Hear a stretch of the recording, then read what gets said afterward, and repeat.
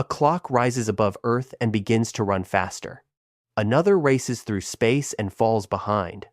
Near a black hole, the future itself tilts inward, until moving toward the center becomes as unavoidable as moving toward tomorrow. These are not illusions. They are signs that space is never measured alone, because every distance quietly depends on time. Where in the world are you listening from? And what time is it there? Perhaps this is playing before sleep, during study, or in a quiet room at the end of the day. Leave a comment and join the calm community gathering beneath these questions. Thank you for spending part of your time with Calm Space Science. A gentle like, subscription, or share helps the channel continue creating thoughtful journeys through physics and the universe. Now, the familiar stage of space is about to lose its independence, as light, motion, gravity, and black holes reveal the deeper geometry holding reality together. For most of the history of classical physics, space and time appear to belong to different categories. Space is the arena in which things are arranged, separated, and moved. Time is the steady ordering through which those arrangements change. In the framework associated with Isaac Newton, this separation is not merely convenient. It is built into the structure of the universe. Space exists as an absolute background, unmoving and unaffected by the matter within it.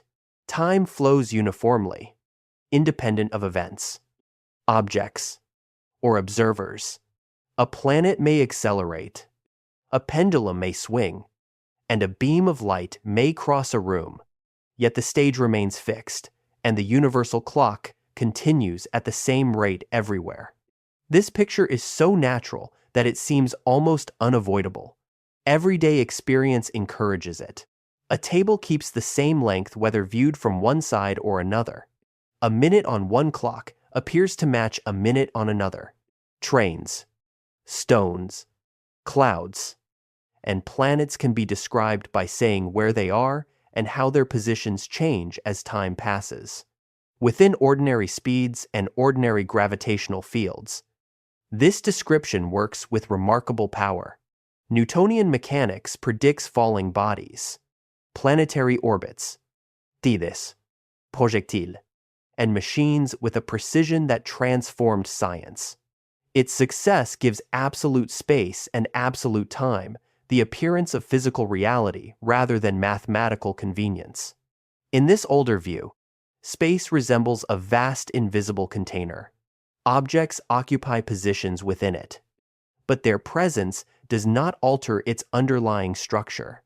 Distances exist independently of anyone measuring them. 2 points remain the same distance apart, regardless of who observes them or how fast that observer moves. Time is treated in a similar way. It is imagined as a universal sequence shared by everything. Events can be placed into a single cosmic order. One event happens before another, or after it, or at the same moment, and those relations are assumed to be true for all observers. The universe, therefore, seems to possess one objective present, a single slice of reality advancing everywhere at once. This assumption rarely causes trouble at human scales, because the discrepancies that later physics reveals are extremely small under familiar conditions. A person walking across a room, an aircraft crossing a continent, and Earth traveling around the sun all move far more slowly than light. Under those circumstances, differences between Newtonian predictions and relativistic ones are usually too small to notice without sensitive instruments. The old framework remains an excellent approximation. Its weakness is not that it fails in every situation, but that it quietly assumes more than nature is willing to provide. The first pressure appears when physics turns toward electricity, magnetism, and light. During the 19th century, these subjects begin to reveal a structure that does not fit comfortably inside the Newtonian picture. James Clerk Maxwell's equations describe electric and magnetic fields as parts of one connected system, and those equations imply the existence of electromagnetic waves traveling at a definite speed. Light is identified with such a wave. The difficulty is immediate. In ordinary mechanics, speeds depend on the motion of the observer. A person walking forward inside a moving train has one speed relative to the train and another relative to the ground. A thrown object adds its motion to the motion of the vehicle carrying it. This classical rule of velocity addition seems obvious because it matches daily experience. If light behaves like an ordinary moving thing, then its measured speed should also change when the observer moves toward or away from it. Yet, the equations governing electromagnetism do not naturally present light's speed as merely relative to some observer. They give it a special and fixed role. That creates a conflict between two successful descriptions of nature.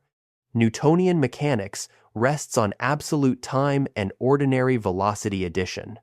Electromagnetism points toward a speed that appears to resist that rule. For a time, physicists attempt to preserve the older structure by proposing that light travels through an invisible medium, often called the luminiferous ether. Sound requires air, and water waves require water. So light is imagined to require a background substance spread through space. If such an ether exists, it might define a preferred state of rest. The speed of light could then be fixed relative to that medium, even if it differed for observers moving through it. This idea protects absolute space by giving it a physical marker. The universe would still possess a hidden stationary framework, and motion could be measured against it. But attempts to detect motion through the ether fail to produce the expected result.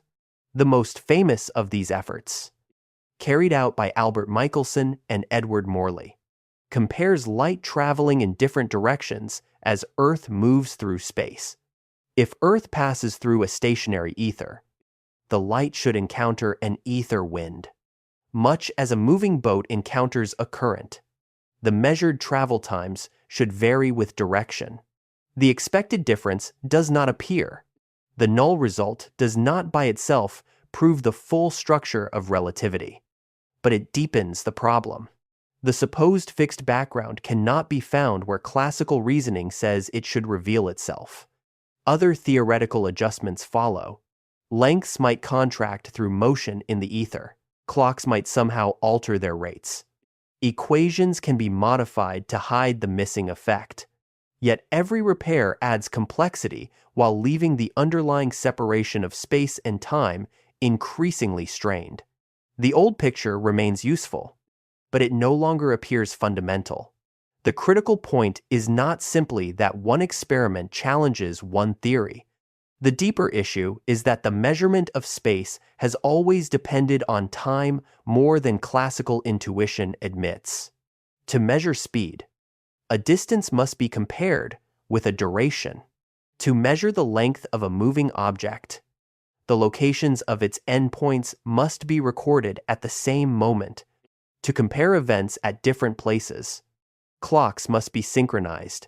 Newtonian physics treats these operations as straightforward because it assumes a universal time already exists beneath them.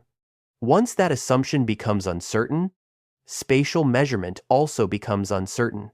Space can no longer be treated as fully independent if its measured structure depends on how moments are defined. The apparent simplicity of absolute space has been supported by an invisible clock. When that clock loses its universal status, the geometry of the world begins to shift with it. Albert Einstein's breakthrough is to stop trying to preserve the old background and instead take the conflict seriously. The laws of physics should have the same form for all inertial observers, meaning observers moving at constant velocity relative to one another. The speed of light in vacuum should also be the same for all such observers. These principles cannot coexist with absolute time in the Newtonian sense. If everyone measures the same light speed despite moving differently, then observers must disagree about something else. Distances cannot remain universally fixed. Durations cannot remain universally shared. Simultaneity cannot remain absolute. The cost of preserving the laws of physics and the invariance of light is the abandonment of the universal stage and the universal clock. This does not mean Newton was simply mistaken in every practical sense. His framework survives as the low speed limit of a deeper theory. It remains accurate enough for bridges, engines, buildings, many spacecraft calculations, and most motions near Earth.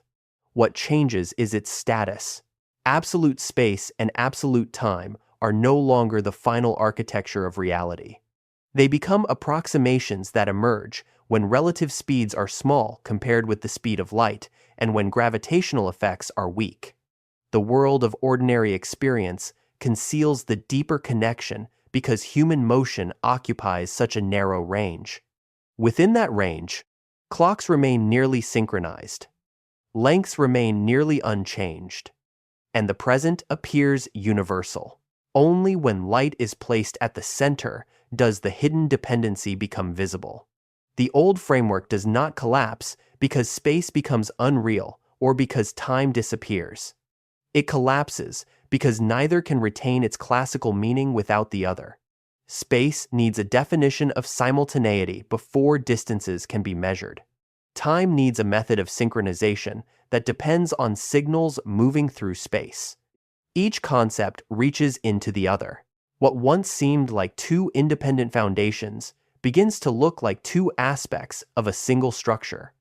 And the first sign of that union is not philosophical speculation, but a precise problem in the behavior of light.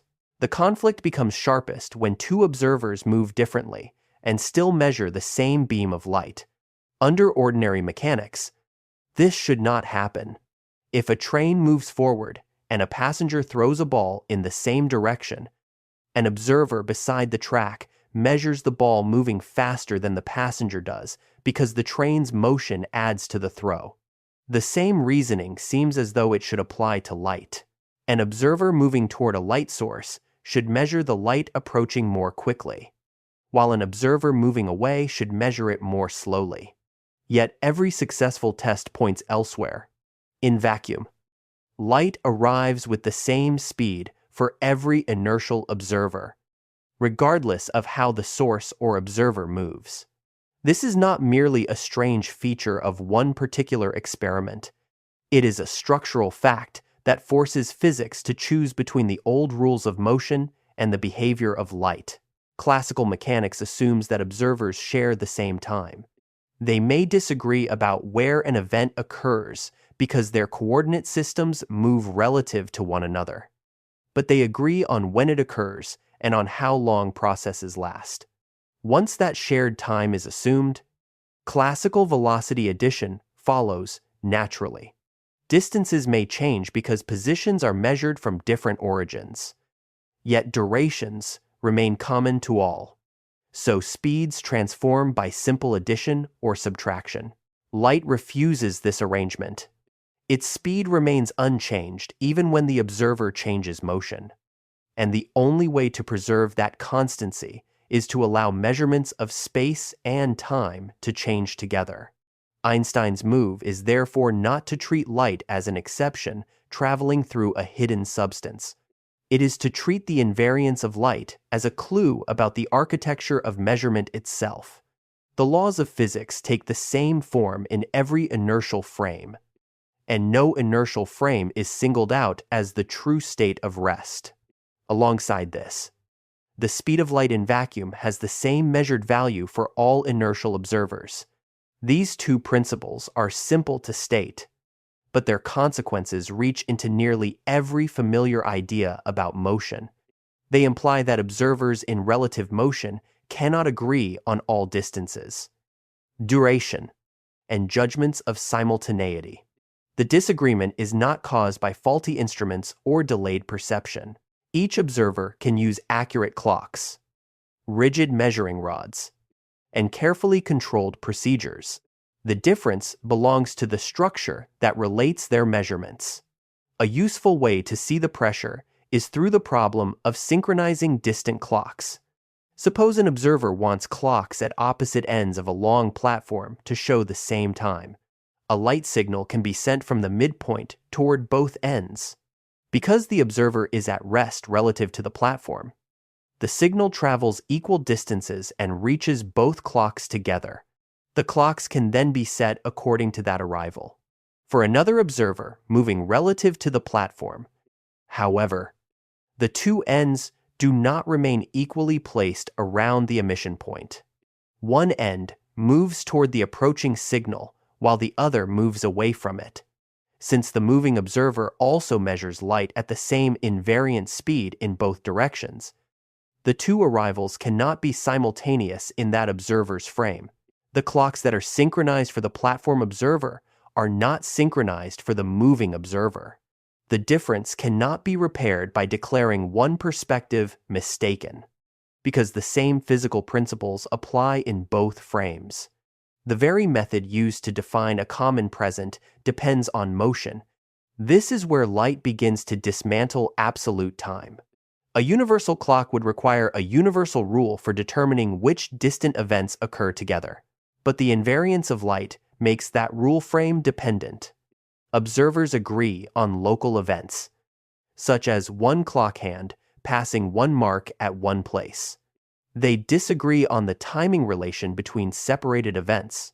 Time remains measurable and ordered, but it is no longer a single flow spread identically across the universe.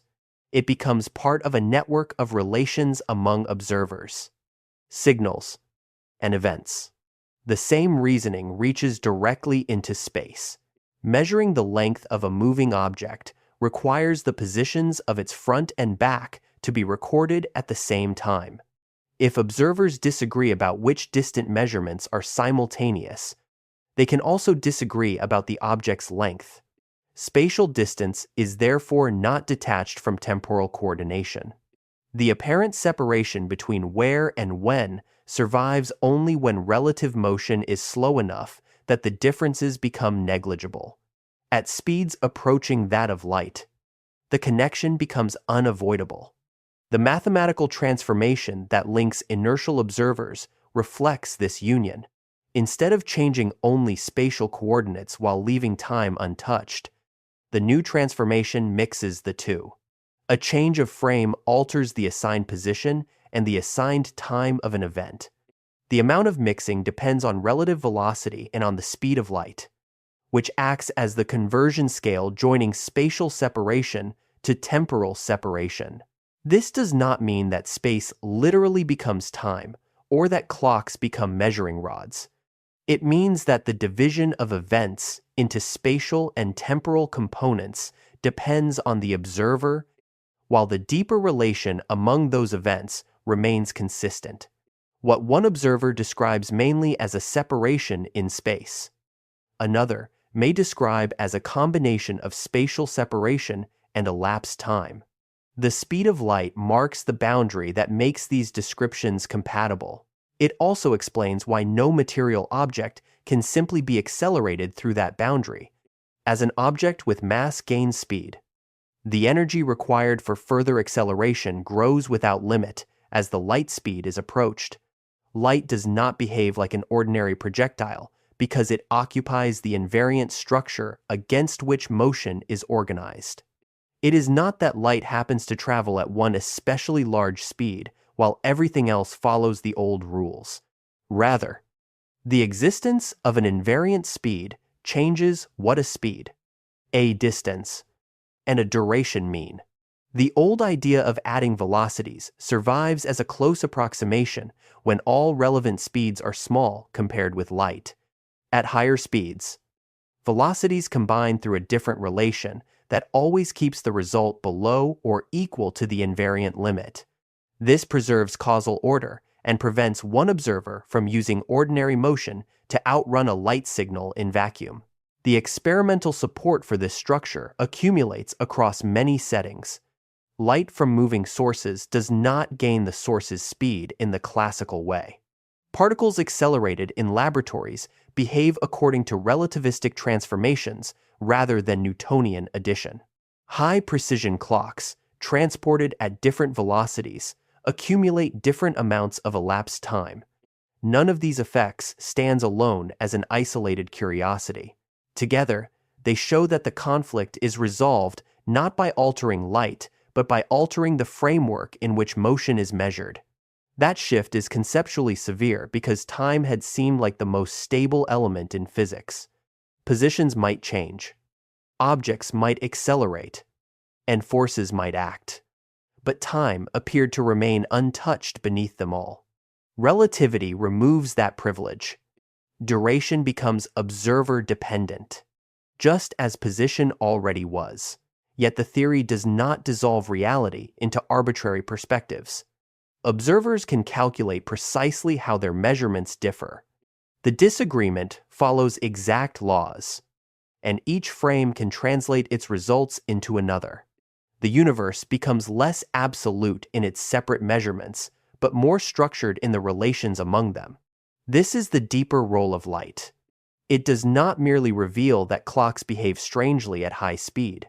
It exposes the hidden assumption behind classical physics that space can be measured against a universal time that everyone shares.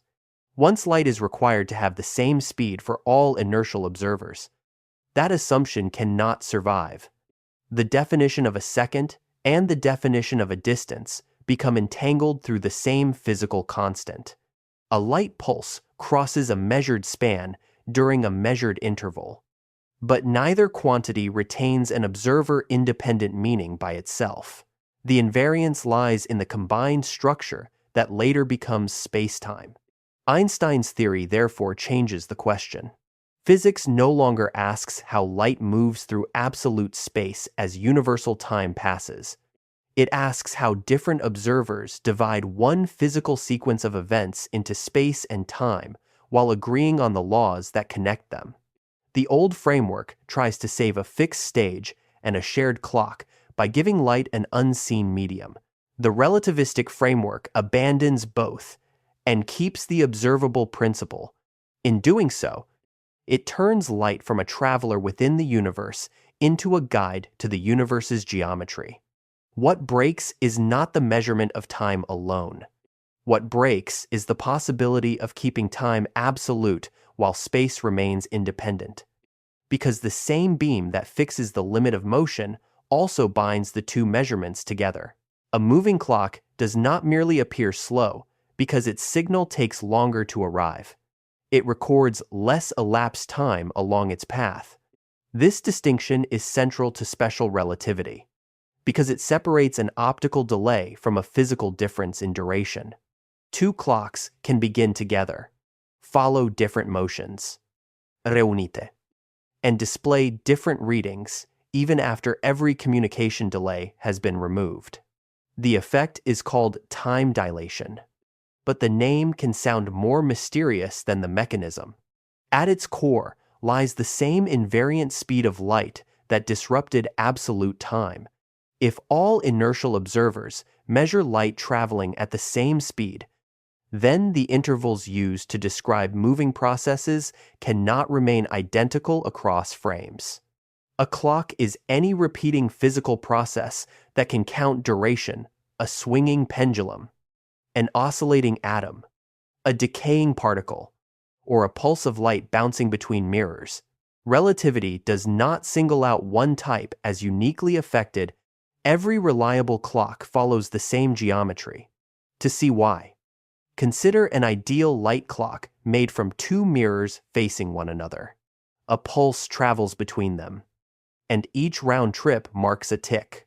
For an observer traveling with the clock, the light moves straight up and down across a fixed separation.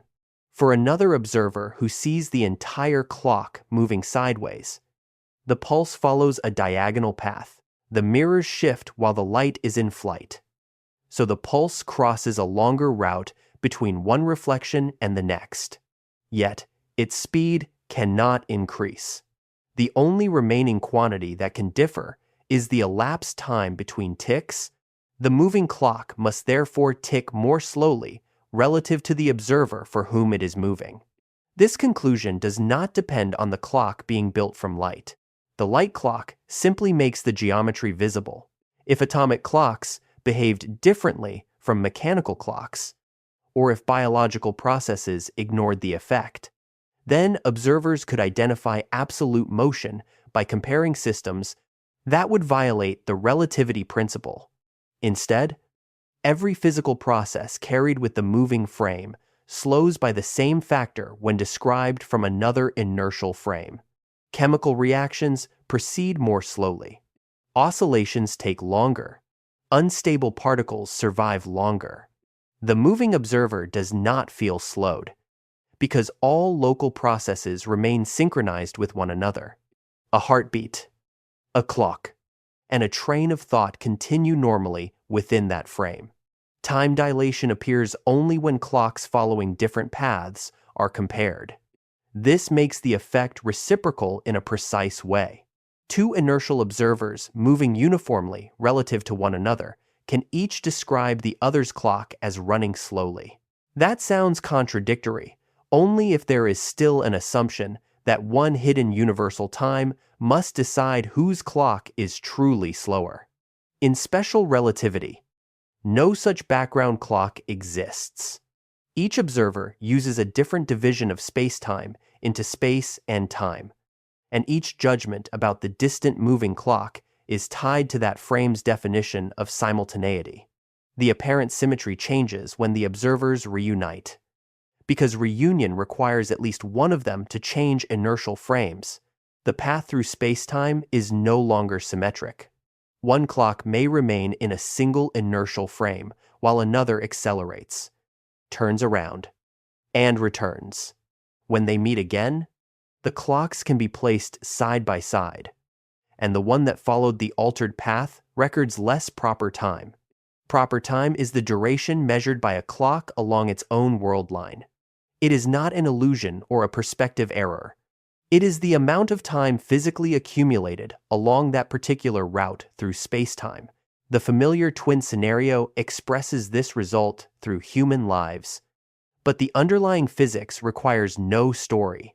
It is a comparison of different world lines between the same pair of events. The path matters. Motion changes the amount of proper time separating departure from reunion. Experimental evidence does not remain confined to thought experiments. Atomic clocks provide direct tests because their frequencies are extraordinarily stable. When such clocks are transported on aircraft or carried through different trajectories and later compared with clocks that remained in the laboratory, their readings differ by the amounts predicted by relativity once both motion and gravity are included. The motion-related contribution follows special relativity.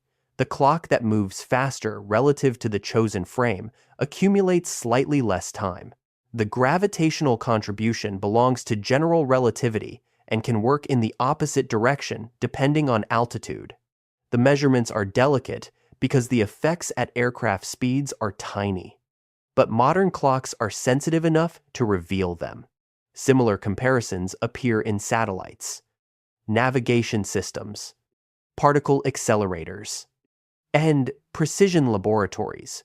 Relativity is not an optional correction added only near distant stars. It operates continuously, though its consequences become noticeable only when speeds, duration, or measurement accuracy are large enough. Unstable particles provide another vivid confirmation. Muons are created naturally when high-energy particles from space strike atoms in the upper atmosphere. A muon at rest survives for only a very short average time before decaying into other particles. Under classical reasoning, even a muon moving close to light speed should travel only a limited distance before disappearing, leaving too few to reach Earth's surface in the observed numbers. Yet many do arrive. From Earth's frame, the fast-moving muons experience time dilation, so their internal decay clocks run slowly and they survive long enough to cross much more of the atmosphere. From the muon's frame, its own lifetime remains normal, but the atmosphere is length contracted, making the distance to the surface shorter. These are not competing explanations. They are two frame-dependent descriptions of the same spacetime relation. The measured arrival rate agrees with relativity and would be difficult to understand within a theory of absolute time.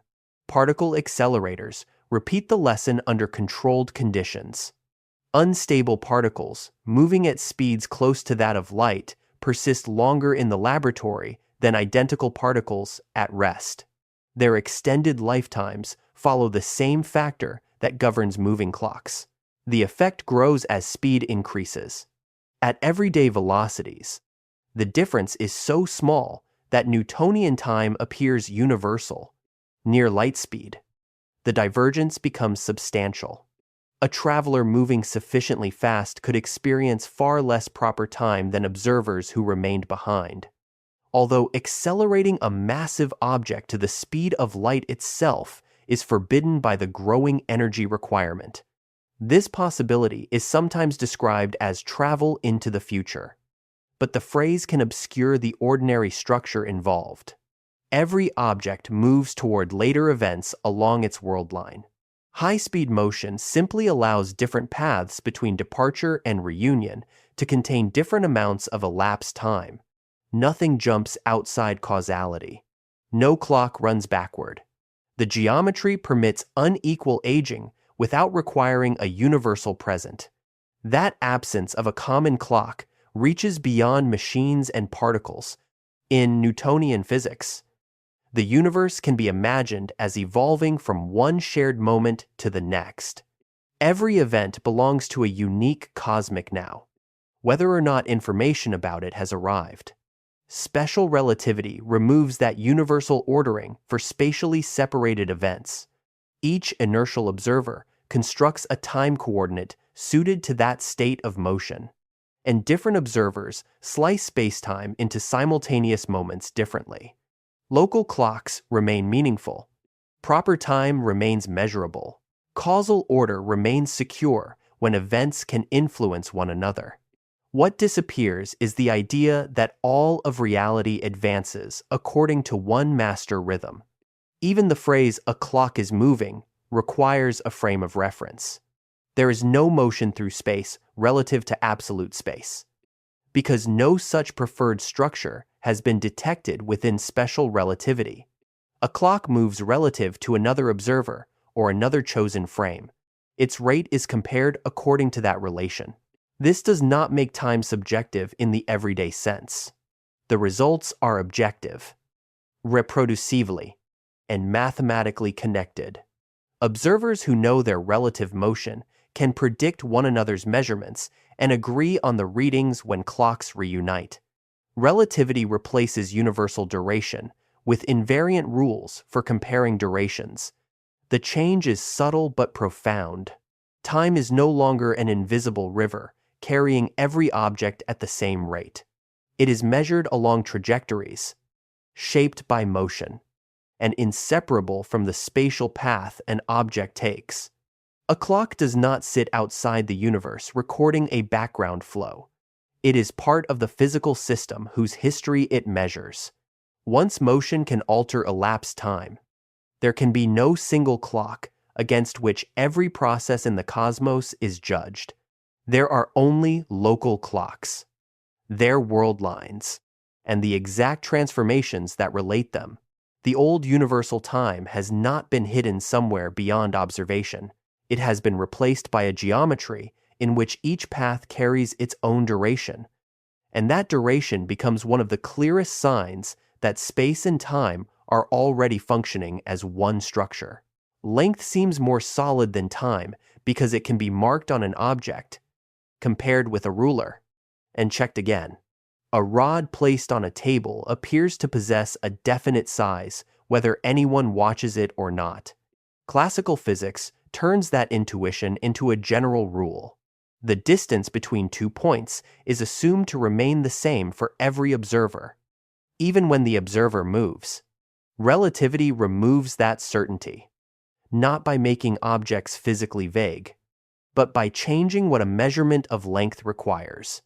To measure an object at rest, an observer can compare its endpoints with a ruler at leisure. To measure an object moving past, the positions of the front and back must be recorded at the same moment in that observer's frame. Without that condition, the object may advance between the two readings, and the result no longer represents its length. The measurement therefore depends on simultaneity before it depends on geometry. Since simultaneity changes with motion, measured length must change with motion as well. This effect is called length contraction. An object moving relative to an observer is measured to be shorter along the direction of motion than it is in its own rest frame.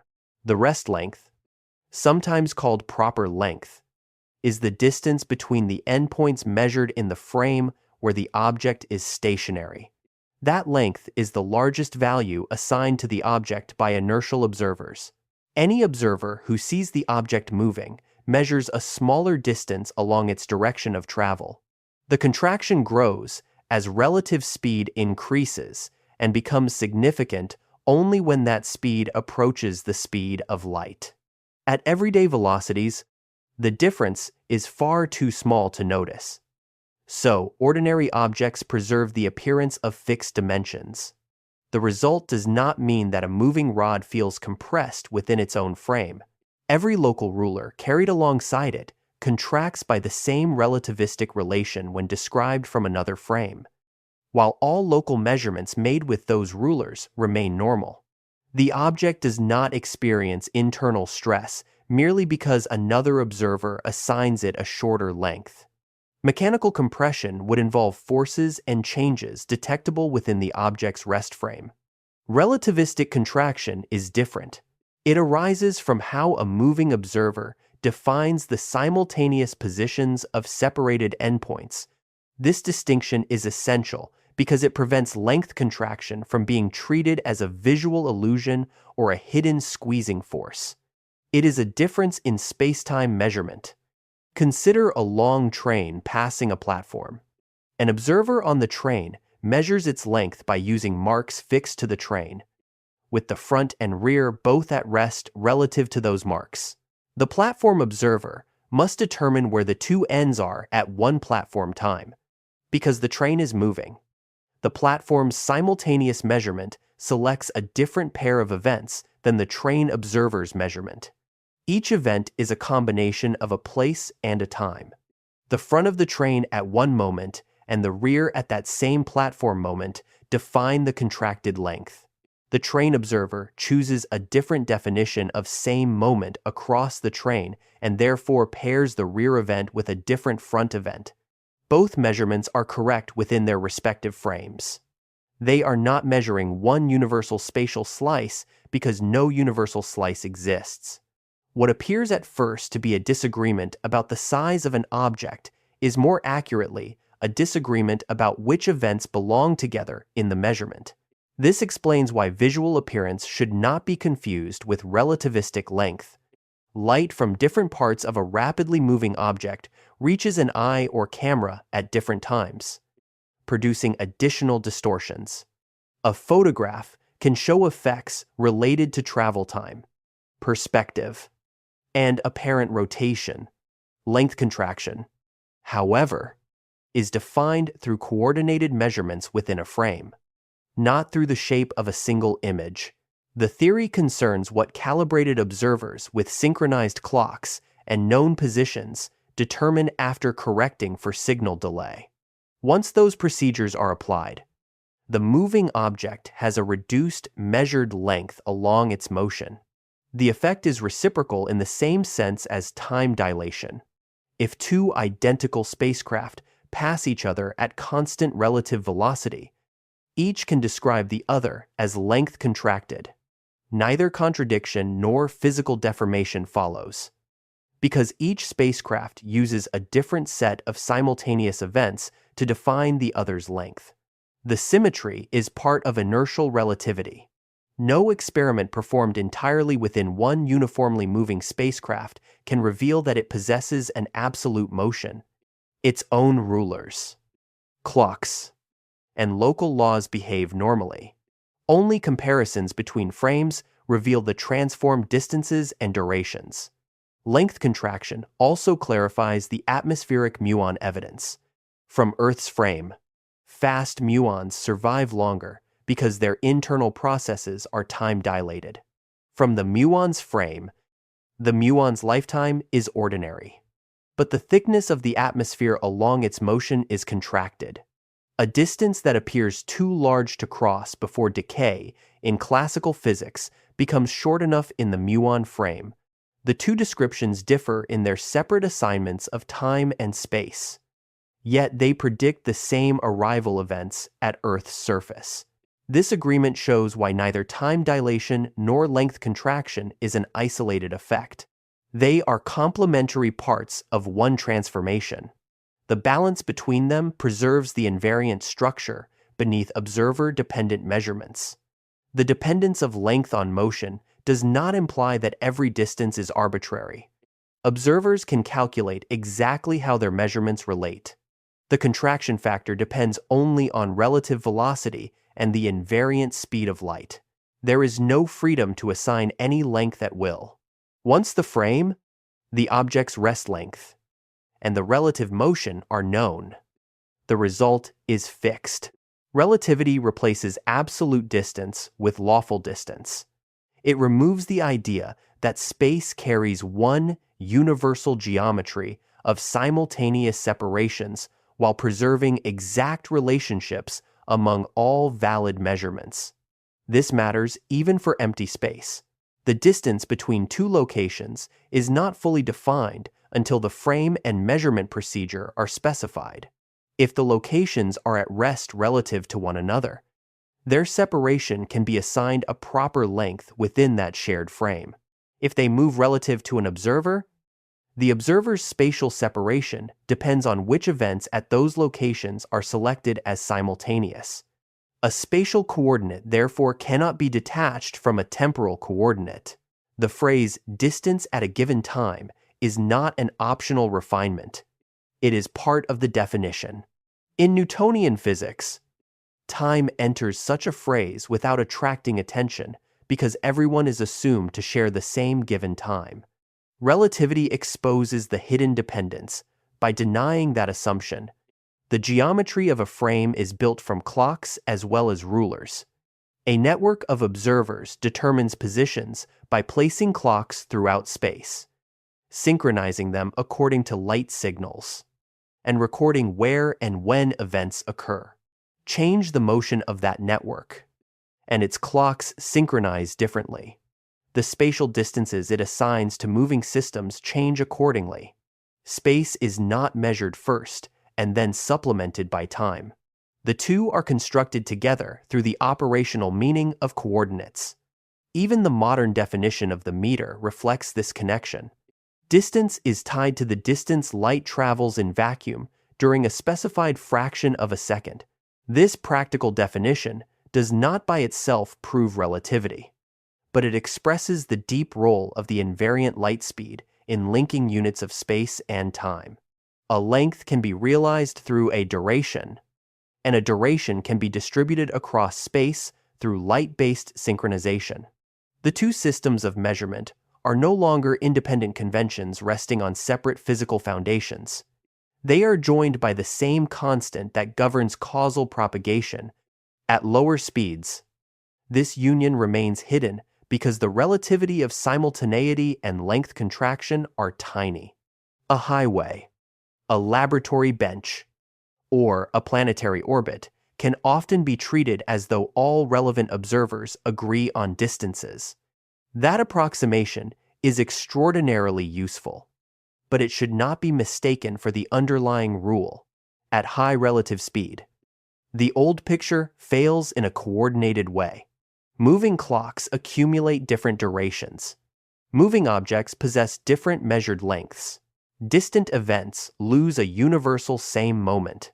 These are not three unrelated distortions placed on an otherwise absolute space and time. They are three views of the same structural shift. The observer's motion changes how space-time is divided into spatial and temporal parts. This is why space cannot remain an independent stage once relativity is accepted. A distance is always a relation among events chosen under a timing rule. Remove the timing rule, and the distance becomes undefined. Change the rule by changing the frame, and the measured distance changes with it.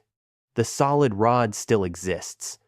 Its atoms remain bound, and its rest length remains measurable.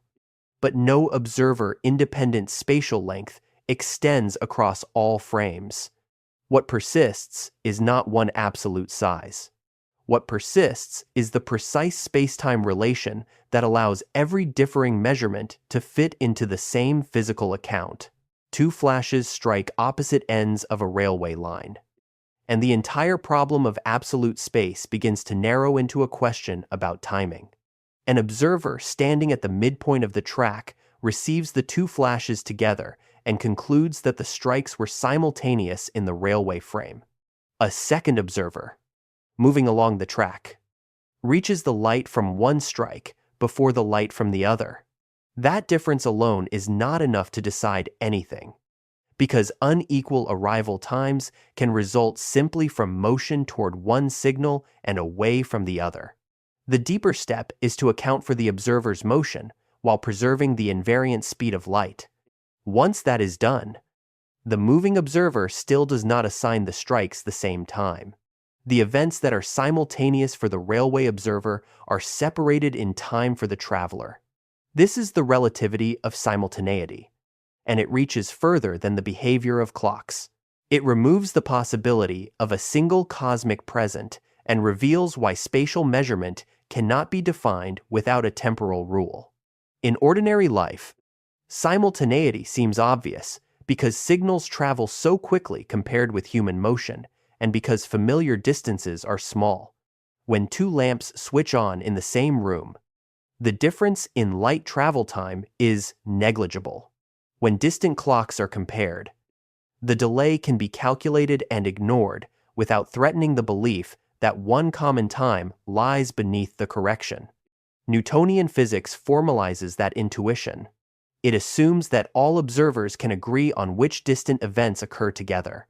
Even if information about those events reaches them at different times, the delay belongs to the signal, not to time itself.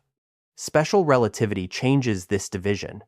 Since every inertial observer measures the same speed of light, there is no universal synchronization procedure that produces the same distant now for all frames in relative motion. Synchronization works locally and consistently within each frame, but different frames build different networks of simultaneous events. A frame is therefore more than a coordinate grid placed over an already finished space. It is a coordinated system of rulers and clocks, with a rule that assigns a time to every location. To create that system, observers at rest relative to one another can exchange light signals and correct for travel time. If a signal leaves one clock, reaches another, and returns, the distant clock can be set under the assumption that light takes equal time in both directions within that frame. The procedure defines simultaneity operationally. It does not uncover a universal present hidden behind appearances. Another frame moving relative to the first repeats the same procedure and obtains a different set of synchronized clocks. Each network is internally valid. The disagreement appears only when the two networks are compared across space. The cause is not that light behaves inconsistently. It is precisely because light behaves consistently for both. This difference becomes decisive whenever a length is measured. The length of a moving train is not the position of its rear at one time combined with the position of its front at another. Those two events would include part of the train's motion and would not define its size. A valid length measurement requires the rear and front positions to be recorded simultaneously in the measuring frame. But the platform frame and the train frame do not share the same distant simultaneity. They choose different pairs of endpoint events. The platform observer's spatial slice through the train is tilted relative to the train observer's slice through spacetime. The two measured lengths differ because the observers are not extracting the same spatial cross-section from the object's history. Length contraction is therefore not an independent peculiarity added to relativity. It is the geometric consequence of relative simultaneity. The same structure appears in problems involving long objects and timed mechanisms. Suppose a train is just short enough, according to the platform frame, to fit inside a tunnel with doors at both ends. The doors can close simultaneously in that frame, while the train is entirely inside, then open before either end is struck. In the train frame, however, the tunnel is length contracted and cannot contain the whole train at once. No contradiction follows because the door closures are not simultaneous in the train frame. One door closes and opens before the other closes. Each observer tells a different spatial story. Yet both agree on every local event, which door meets which part of the train, whether any collision occurs, and what each clock reads at each encounter. The disagreement concerns how separated events are grouped into one present. Relativity protects concrete events while allowing the spatial arrangement of those events to depend on the frame. This is one of the clearest signs that space by itself is not the invariant object. A three-dimensional description of the universe at one instant requires choosing what counts as one instant across distance. That choice is called a slicing of spacetime. Different inertial observers slice the same four-dimensional structure at different angles. Each slice contains a complete spatial arrangement according to that observer. But there is no unique slice selected by special relativity as the true universe now. What appears as purely spatial separation in one frame can contain both spatial and temporal separation in another. The events remain the same. Their division into where and when changes. This does not mean that all temporal order is relative. Events connected by a signal moving at or below the speed of light retain their causal order for every inertial observer. If one event can influence another, all such observers agree which came first. A cause cannot become its own effect merely because the frame changes. The flexibility applies to events separated too widely in space and too narrowly in time for light to travel between them. Such events are space-like separated. No causal influence can connect them under relativity. And different observers may disagree about their order. One frame may assign the first event an earlier time. Another may assign both the same time. And a third may reverse the order. The lack of universal ordering is permitted because no signal passing between those events can turn the disagreement into a causal paradox. The structure preserves what must remain objective while loosening what classical intuition assumed without necessity. Simultaneity is therefore not merely a strange statement about distant clocks. It determines what an observer calls space. A spatial map is a collection of locations considered at one time. Without a rule for one time, there is no single map. In a static room under everyday conditions, the dependence is hidden because almost every practical synchronization method gives results close enough to Newtonian expectations.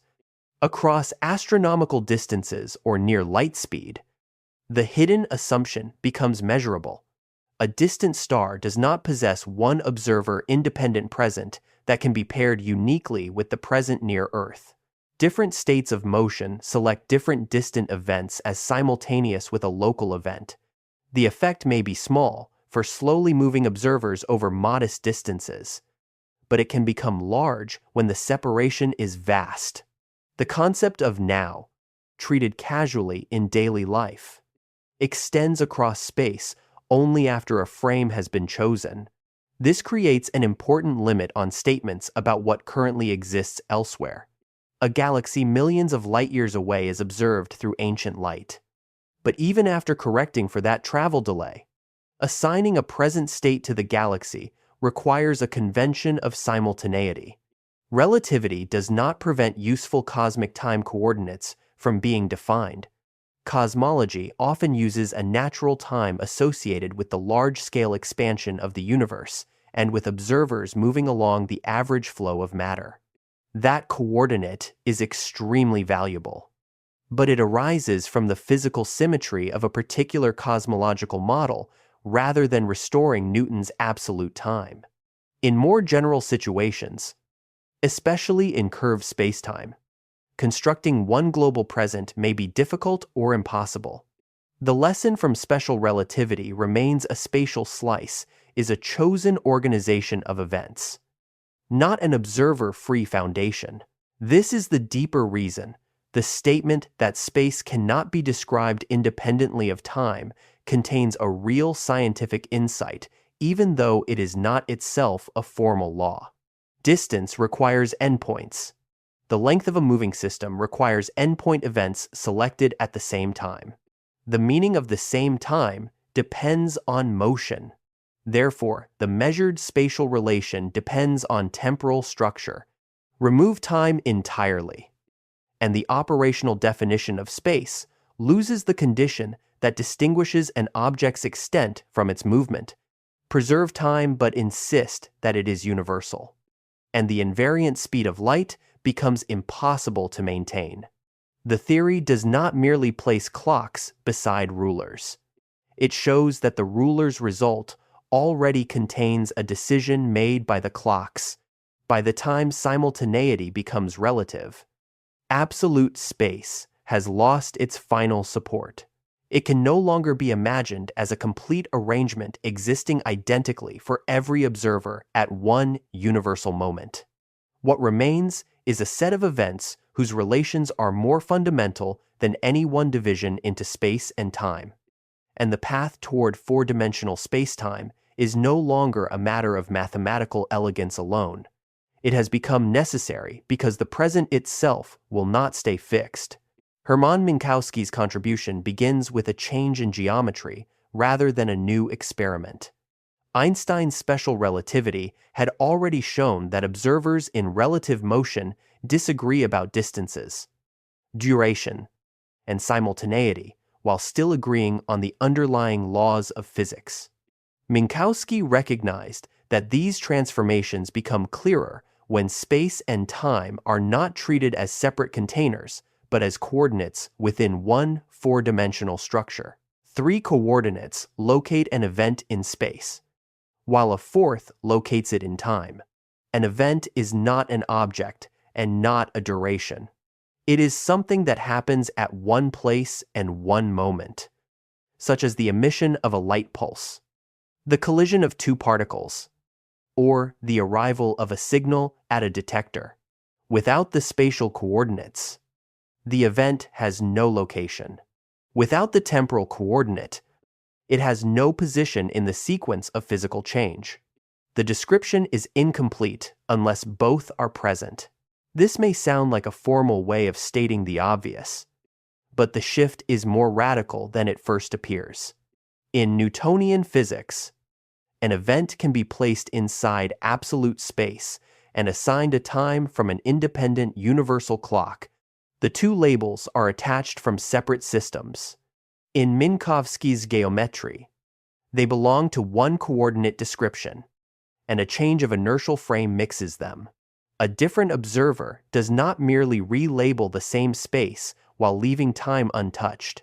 The new coordinates combine portions of the old spatial and temporal values. What one observer calls a purely spatial separation may be partly temporal for another. What one observer identifies as simultaneous may be spread across time in a moving frame. The unity is therefore not poetic. It is contained in the transformation laws themselves. Minkowski spacetime gives those laws a geometric home. Instead of picturing the universe as three-dimensional space evolving through an external time, it becomes possible to picture a four-dimensional arrangement of events. Every physical history occupies a pattern within this structure. A planet at one moment and the same planet a moment later are represented by different events. A particle does not simply have a position, it has a position at a time, followed by another position at another time. A flash from a distant star is emitted at one event, crosses intervening regions through a chain of events, and is absorbed at another. The language of spacetime removes the temptation to describe these facts as if time were only a bookkeeping parameter added after the spatial picture is complete. The spatial picture itself changes from moment to moment. So a full physical description must already include the temporal order connecting those changes. A diagram of spacetime often places one spatial direction along a horizontal axis and time along a vertical axis. This simplified drawing suppresses two spatial dimensions, but it reveals how different observers divide the same structure. Lines of constant time for one observer tilt relative to the lines of constant time for another. The tilt expresses the relativity of simultaneity. Each observer constructs a different family of spatial slices, each slice containing events judged to occur at the same time in that frame. No slice is universally preferred by special relativity. The observers do not inhabit different universes. They organize the same set of events differently. Spacetime is the common object beneath those divisions. This is why the move to 4 dimensions does not mean that time is identical to a spatial direction. The geometry treats them together, but it does not erase their distinction. Time enters the spacetime interval with a different sign from spatial distance, reflecting the fact that temporal and spatial separations have different causal properties. A person may turn around in space, remain in one place, or choose among many routes. Ordinary matter does not reverse its progression along its future-directed history in the same way. The structure unifies space and time without making them interchangeable. Their relationship is close enough that observers mix them through motion, yet different enough that light cones, causality, and proper time retain a special temporal direction. Minkowski's insight is therefore a union with internal structure, not a claim that every dimension behaves alike. The word event becomes the basic unit because it avoids dependence on any one observer's spatial snapshot. Suppose two particles collide in a laboratory. Observers moving differently may assign different spatial coordinates and different times to the collision, but all agree that the collision itself occurred. They can transform their coordinate descriptions into one another and identify the same event. The coordinates depend on the frame. The event does not. This distinction allows relativity to remain objective even while rejecting absolute space and universal time. Reality is not reduced to personal impressions. It is reorganized around frame-independent relationships among events. The coordinates are tools used by observers, while space-time geometry determines how those tools fit together. This also explains why an object cannot be fully described by saying only where it is. A statement that Earth is a certain distance from the Sun is meaningful only within a specified frame and at a specified time, because Earth and the Sun continue moving. A spacecraft located near a planet at one moment may be thousands of kilometers away later. A star occupies different spatial coordinates over its lifetime. Even an object described as stationary remains represented by a succession of events because it continues to exist at later times. Its spatial coordinates may remain unchanged in one frame, but its temporal coordinate advances. Existence in physics is therefore extended through spacetime. A material object is not represented by one point unless attention is restricted to one event. Its continued presence forms a line or a more complicated path through the 4-dimensional structure. That fuller idea will become central when motion is described through world lines, but its foundation is already present here. An object's history is more complete than any single spatial position. The 4-coordinate description also changes the meaning of transformation between observers. Under the older Galilean transformation, spatial coordinates shift according to relative motion, while time remains the same for everyone. Under the Lorentz transformation, space and time enter together. The speed of light supplies the conversion scale that allows temporal intervals to be compared with spatial intervals, Multiplying a time by the speed of light produces a quantity with units of distance, making the four coordinates easier to combine mathematically. This is not merely a trick of notation. It reflects the fact that light travels through a fixed amount of space during a given time for every inertial observer. The constant links the geometry of distance to the geometry of duration. Once this link is accepted, the old division begins to look artificial. Space without time cannot specify motion. Simultaneity, or causality. Time without space cannot specify where events occur or how signals connect them. The two coordinate systems remain distinguishable, but neither provides a complete physical arena alone. Minkowski's formulation also clarifies why relativity does not consist of a list of disconnected effects. Time dilation, length contraction, and the relativity of simultaneity can seem like separate distortions when viewed from a Newtonian background. In spacetime, they arise from one geometric relationship. Different observers choose different axes through the same four-dimensional structure. Their time axes point along their own states of motion, and their spatial axes represent the events they regard as simultaneous. Because the axes differ, the projections of one physical separation onto space and time differ as well. A process that occupies a certain duration in one frame may occupy a longer duration and a different spatial span in another. A moving object may have a shorter measured length because the second observer's spatial slice cuts through its history differently.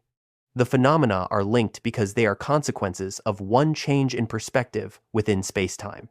The geometry makes their coordination visible.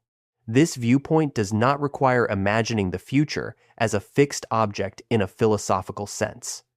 Although the four-dimensional picture often invites that interpretation, physics uses spacetime to organize events and their relations. Questions about whether all events equally exist belong partly to philosophy and depend on how the mathematical structure is interpreted. The empirical strength of spacetime does not rest on resolving that debate. It rests on the fact that its geometry correctly predicts how clocks, rulers, particles, and light behave. It provides an observer-independent framework within which observer-dependent measurements can be compared. The theory remains operational even when broader claims about the nature of past, present, and future are left open. What is secure is that a universal present is not required, while a four-dimensional relation among events is. The transition from separate space and time to spacetime therefore marks more than a change in vocabulary. It changes what counts as fundamental. A three-dimensional arrangement at one moment is no longer the complete state of reality for every observer. It is one slice chosen according to one frame's clocks. Another observer chooses a different slice. Yet both belong to the same spacetime. The underlying unity is not found in a privileged map of space or in a master clock.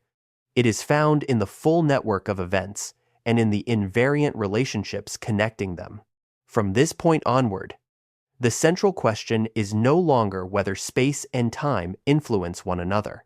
The question is which features remain unchanged when their separate measurements do not. Once space and time are combined, the next problem is to find what remains unchanged when observers divide them differently. A moving observer may assign a shorter distance between two events and a longer duration between them. Another observer may reverse that balance. If every separate measurement changes with the frame, relativity still needs something stable enough to preserve a common physical account. That stable quantity is the space-time interval. It is not simply a distance through space, and it is not simply an elapsed time. It is a combined measure built from both, arranged so that every inertial observer calculates the same result for the same pair of events.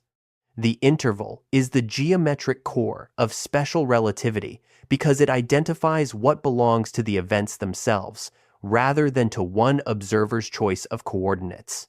The need for such a quantity can be seen by returning to light. Suppose a flash is emitted at one event and received at another. Observers in relative motion disagree about how far the light travels and how much time passes between emission and reception. Yet all of them measure the light moving at the same invariant speed. Their measured distances and durations must therefore change in a coordinated way. One observer may assign a greater distance and a greater time, while another assigns smaller values. But the relationship required by light remains exact. The spacetime interval captures that coordination. For events connected by a light signal, the interval has a special value that remains the same for every inertial frame. Such a separation is called light-like, or null. The word null does not mean that nothing occurs between the events. It means that the temporal and spatial contributions balance in the particular geometry of spacetime. A photon can travel from one event to the other, and every observer agrees that the connection lies precisely on the boundary established by light. For events that can be joined by an object moving slower than light, the separation is called time-like.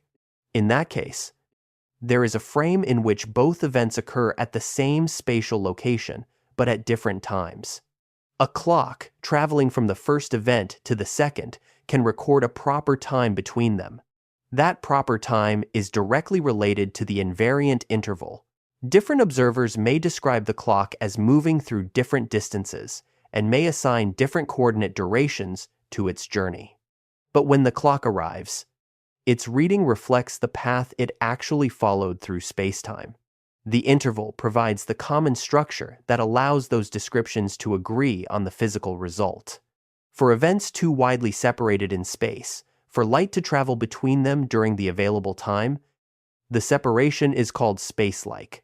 There is then a frame in which the events occur at the same time but at different places. Other frames may assign one event an earlier time or reverse the order. Yet none can connect them causally without exceeding the speed of light. Their interval remains invariant even though their temporal ordering does not. The classification into time-like, light-like, and space-like separations is therefore not a matter of perspective. Observers may disagree about the separate distance and duration, but they agree on which kind of separation exists. That agreement preserves the causal skeleton of the universe. The speed of light is what makes the comparison possible. Space is measured in units such as meters, while time is measured in units such as seconds. To combine them geometrically, one must translate one kind of unit into the other. The invariant speed supplies that bridge.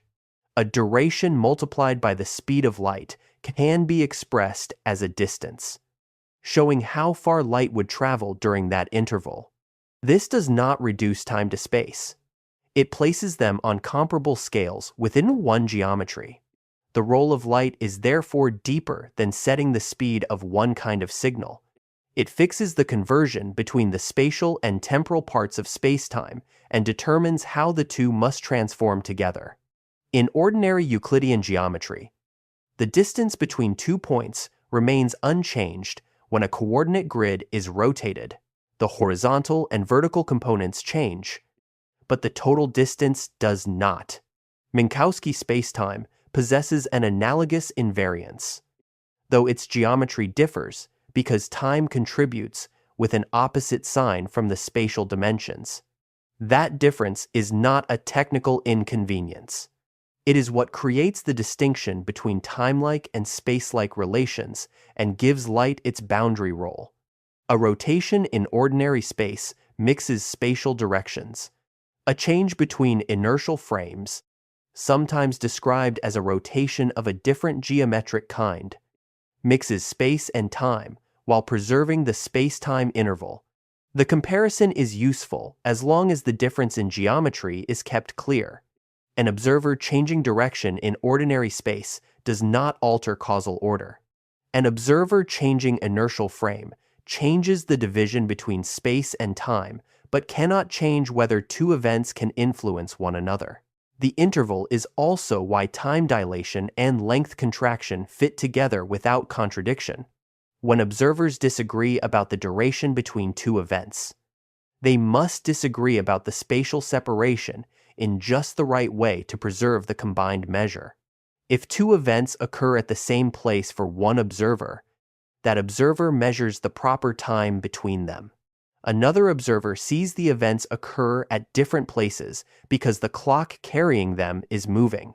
The second observer assigns a longer coordinate time, but the added spatial separation balances that increase within the interval. Similarly, if two endpoint events are simultaneous in the rest frame of a rod, their separation gives the proper length. An observer who sees the rod moving does not regard those same endpoint events as simultaneous, so the temporal contribution changes along with the spatial one. The contracted length arises from choosing a different pair of simultaneous events, while the complete spacetime relations remain consistent. This is why isolated relativistic effects should not be treated as distortions applied independently to reality.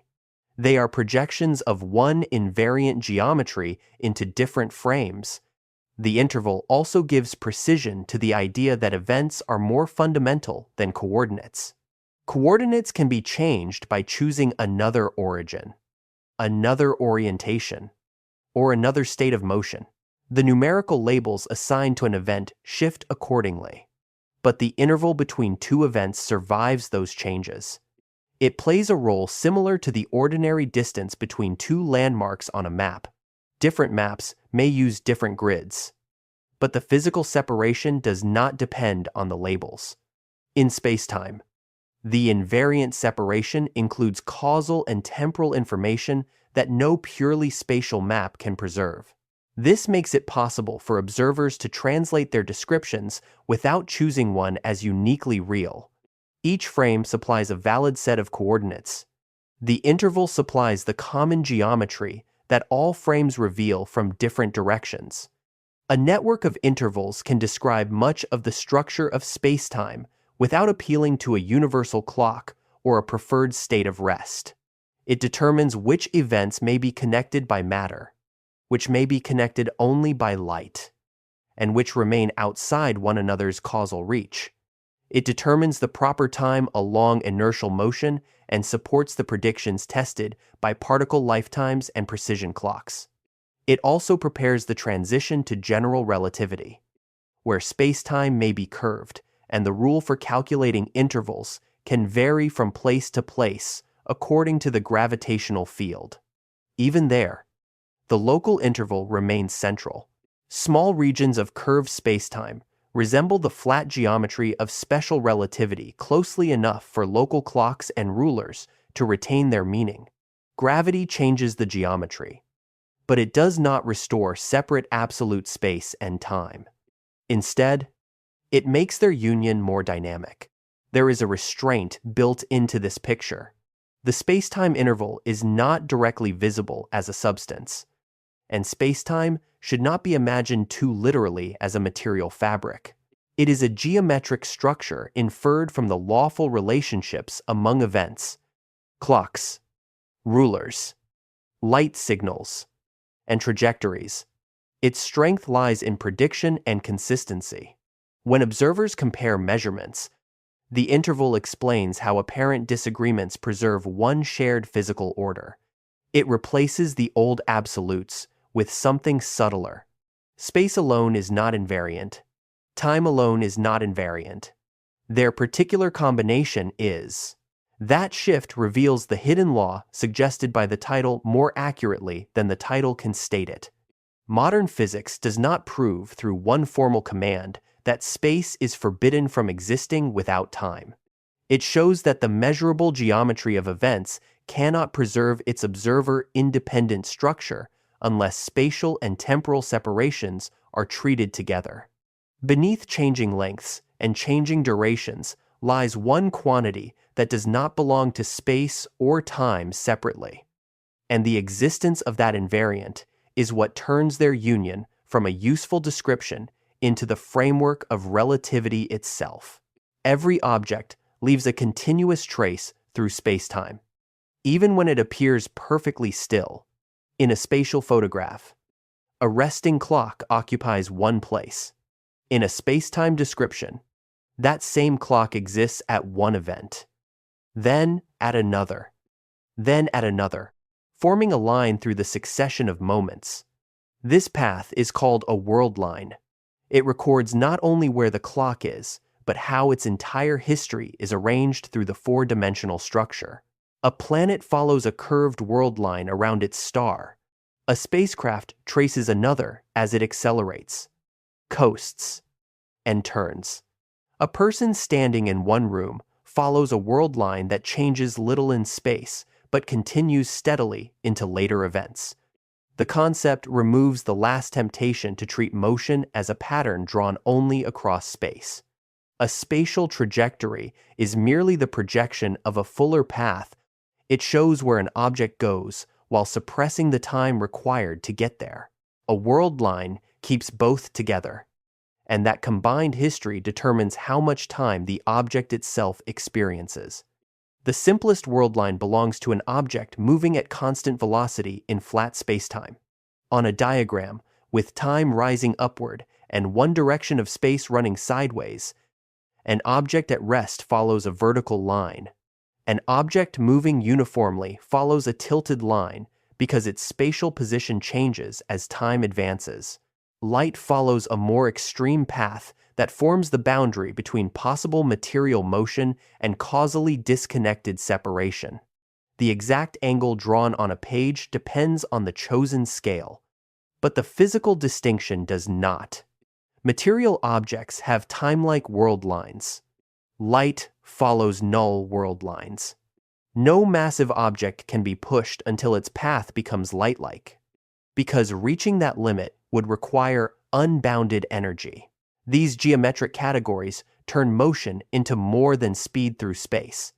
They identify the kind of connection that exists between successive events along a history.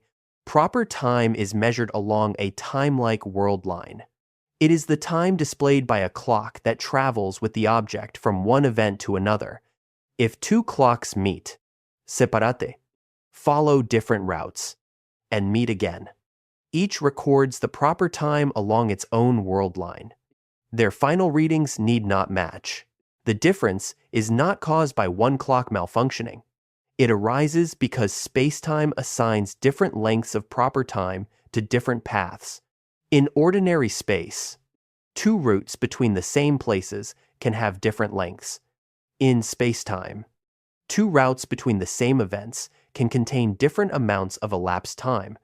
The analogy must be handled carefully because the geometry is not Euclidean, and the relation between straightness and length behaves differently. For freely moving objects in flat spacetime, the inertial world line between two suitable events accumulates more proper time than nearby paths involving acceleration.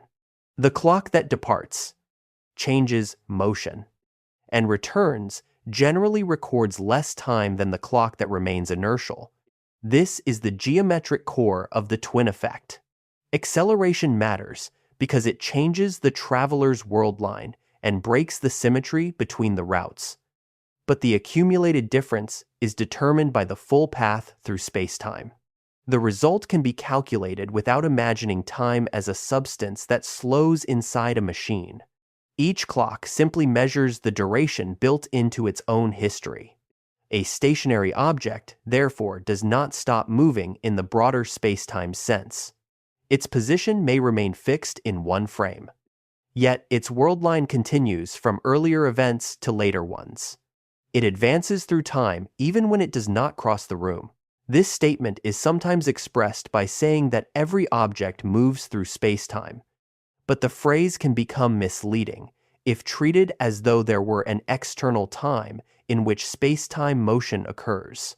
There is no second clock outside spacetime timing the journey through the four dimensions. The safer meaning is geometric. An object's history extends through both spatial and temporal coordinates, and the direction of that extension depends on its state of motion. More motion through space changes the relation between coordinate time and proper time. A fast-moving object covers more spatial separation between successive events in a chosen frame, while the proper time along that segment becomes smaller than the frame's coordinate duration. The balance preserves the invariant interval. This does not imply that an object possesses a fixed budget divided literally between motion through space and motion through time, although that metaphor can sometimes provide intuition. The exact physics lies in the geometry of the world line, not in an invisible fuel being transferred from one kind of motion to another. The world line also clarifies why different observers can disagree about a trajectory without disagreeing about the events themselves. A spacecraft may be at rest in its own inertial frame, where its world line aligns with that frame's time axis. An observer who sees the spacecraft moving assigns the same world line a tilt and describes the craft as crossing space. The two observers use different coordinate grids over the same spacetime. Neither changes the actual chain of events occupied by the spacecraft. Each merely divides that chain into spatial displacement and temporal duration differently. In this sense, motion is not a property that an object carries independently of all observers. It is a relation between the object's world line and a chosen frame. Proper time, by contrast, belongs to the path itself. Every observer can calculate it, and all will agree on the reading of a clock carried along that route. Accelerated motion makes the picture richer. When a spacecraft fires its engines, its world line bends. The craft passes from one local inertial state to another, changing which distant events it regards as simultaneous. There is no single inertial frame that follows the entire accelerated journey. Yet, the world line remains continuous, and proper time continues to accumulate along it. A sufficiently sensitive accelerometer can detect the acceleration locally, unlike uniform velocity, which cannot be revealed by experiments inside a closed inertial laboratory. This difference allows returning clocks to have unequal histories without contradiction. One may remain close to an inertial world line, while the other follows a bent route. Their reunion brings the comparison back to one place, where no disagreement about simultaneity remains. The clock faces provide a local record of the distinct spacetime paths. World lines are equally useful when no clocks are deliberately carried. An unstable particle possesses a history from creation to decay. The proper time along that history governs its typical lifetime. In the laboratory frame, a rapidly moving particle may travel a long distance and survive for a long coordinate time. In its own momentary rest frame, the particle experiences its ordinary lifetime. These accounts fit because they describe one world line using different divisions of space and time. The particle's decay event is fixed. What changes is how observers assign the spatial and temporal components separating it from the creation event. The same logic applies to cosmic rays, accelerator beams, orbiting clocks, and interplanetary spacecraft. Every successful comparison depends on the path, not merely on the endpoints viewed as locations in space. A purely spatial map cannot distinguish between two travelers who leave the same place and return to it after following different motions. Their starting and ending positions may match, yet their clocks may not. Only the spacetime paths preserve the missing information. This is why a trajectory through space is physically incomplete. It can show the shape of an orbit, but not the proper time accumulated along it unless the timing and speed are included. Two objects may follow the same geometric curve in space at different velocities and experience different durations. They may occupy the same positions in the same order, but not the same events. The temporal coordinate determines which points on the spatial path belong to the history and how rapidly they are reached. Space alone records a route without a rate, while a world line records the actual sequence. In general relativity, The concept becomes even more important because gravity changes which world lines count as free motion. A freely falling object follows a geodesic, the closest curved spacetime equivalent to a straight path. A planet orbiting a star is not continuously forced away from a natural line by an invisible pull in the Newtonian sense. It follows the geometry created by mass and energy. A clock resting on a planetary surface follows a different world line because the ground prevents freefall. The proper times along those histories differ. Curvature therefore turns the world line from a convenient representation into the central description of motion under gravity. The object's history responds to spacetime geometry, and the clock it carries measures that geometry from within. The deeper implication is that existence in physics is never exhausted by location. A location belongs to a spatial slice, and the slice belongs to an observer or a chosen coordinate system. A world line passes through many such slices while remaining one connected physical history. It preserves continuity when the meaning of distance, duration, and simultaneity changes from frame to frame. An object cannot be fully described as something that is somewhere. It must be understood as something that occurs across a sequence of events, carrying its own proper time along the path. Motion through space then becomes one aspect of a more complete motion through space-time, and the amount of time experienced is written not on a universal clock, but into the geometry of the route itself. A burst of light leaving a single event does more than illuminate its surroundings. It draws the boundary of everything that event can influence. As the light spreads outward, it travels through increasing distances while time continues to pass, forming a cone-shaped region in a space-time diagram. The future-directed half is called the future light cone. A matching cone extends backward toward the events from which light could have arrived, forming the past light cone. Between them lies a region that no signal moving at or below the speed of light can connect to the original event. This structure is not a decorative feature of relativity. It is the geometry of causality.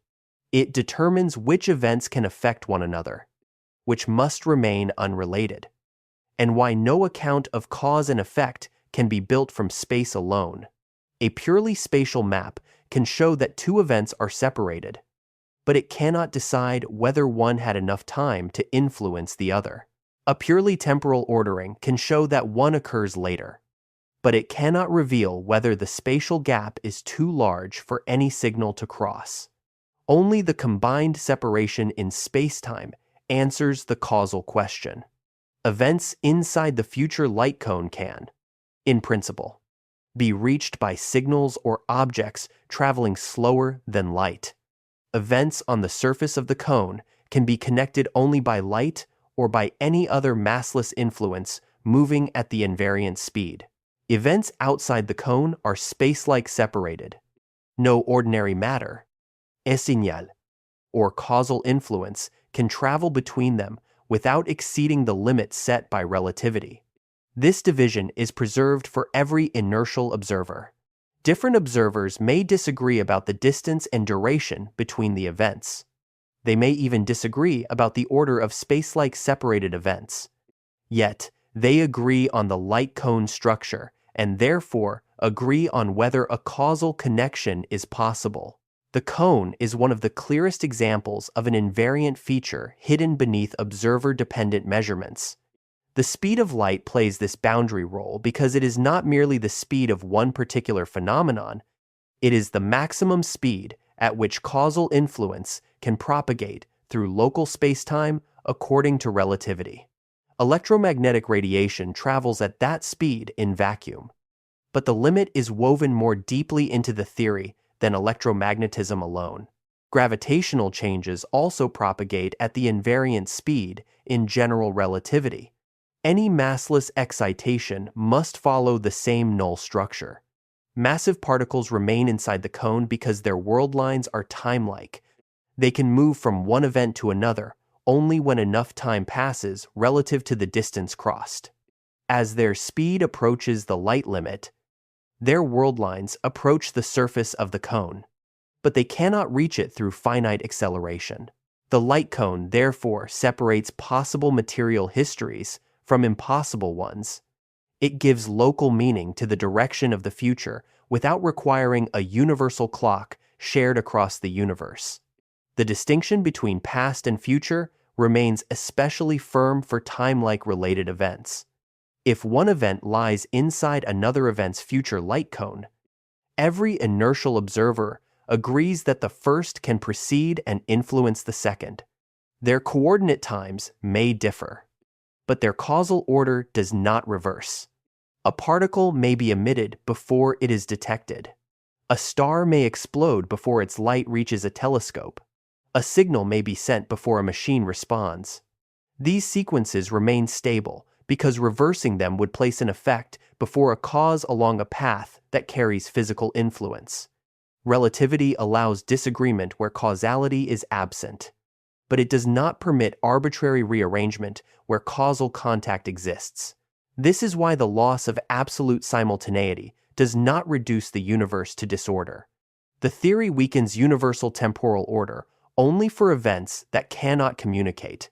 Where influence can travel, the order is protected by spacetime geometry. Space-like separated events occupy the region outside one another's cones. Suppose two flashes occur far apart with only a short interval between them. One observer may judge the left flash to occur first. Another observer moving differently may judge the right flash to occur first. A third may regard them as simultaneous. This variation creates no contradiction because neither flash can affect the other. There is no signal traveling below or at light speed that can bridge the gap in time. The disagreement concerns coordinate order, not causal history. If faster-than-light communication were possible between such events, the frame dependence of their order would become dangerous. A signal described as moving forward in time in one frame could be described as moving backward in time in another. With a suitable exchange of signals, a message could return to its origin before it was sent, creating a causal loop. The prohibition against faster-than-light influence is therefore tied not only to energy requirements, but to the preservation of causal consistency. Space and time must transform together in exactly the way that keeps light cones intact. The cone also reveals why the word now has limited physical reach. The events that an observer assigns to the present form a spatial slice through spacetime. Another moving observer chooses a different slice, tilted relative to the first. Both slices pass through regions outside the local light cone, where no immediate causal test can decide which distant events truly belong to the present. The local event at the observer remains fixed. But the distant extension of now depends on the frame. Light cones place a stricter and more physical structure over this freedom. The past light cone contains events whose signals could already have arrived. The future light cone contains events that could still be influenced. Everything else lies elsewhere in a causal sense, not simply farther away in space. This distinction is crucial in astronomy. A telescope does not observe distant objects as they are on a universal present slice. It receives light from events lying on the observer's past light cone. The farther the source, the earlier the observed event. A nearby planet is seen moments in the past. A distant star is seen years in the past. A remote galaxy is seen millions or billions of years before the observation event. The night sky is therefore not a three-dimensional picture taken at one cosmic time. It is a layered record assembled along the past light cone, with distance and look-back time inseparably joined. Even when cosmologists reconstruct conditions at a chosen cosmic time, the observations arrive through this causal geometry. Light does not merely carry information across space. Its finite speed turns distance into delay and makes the visible universe a history.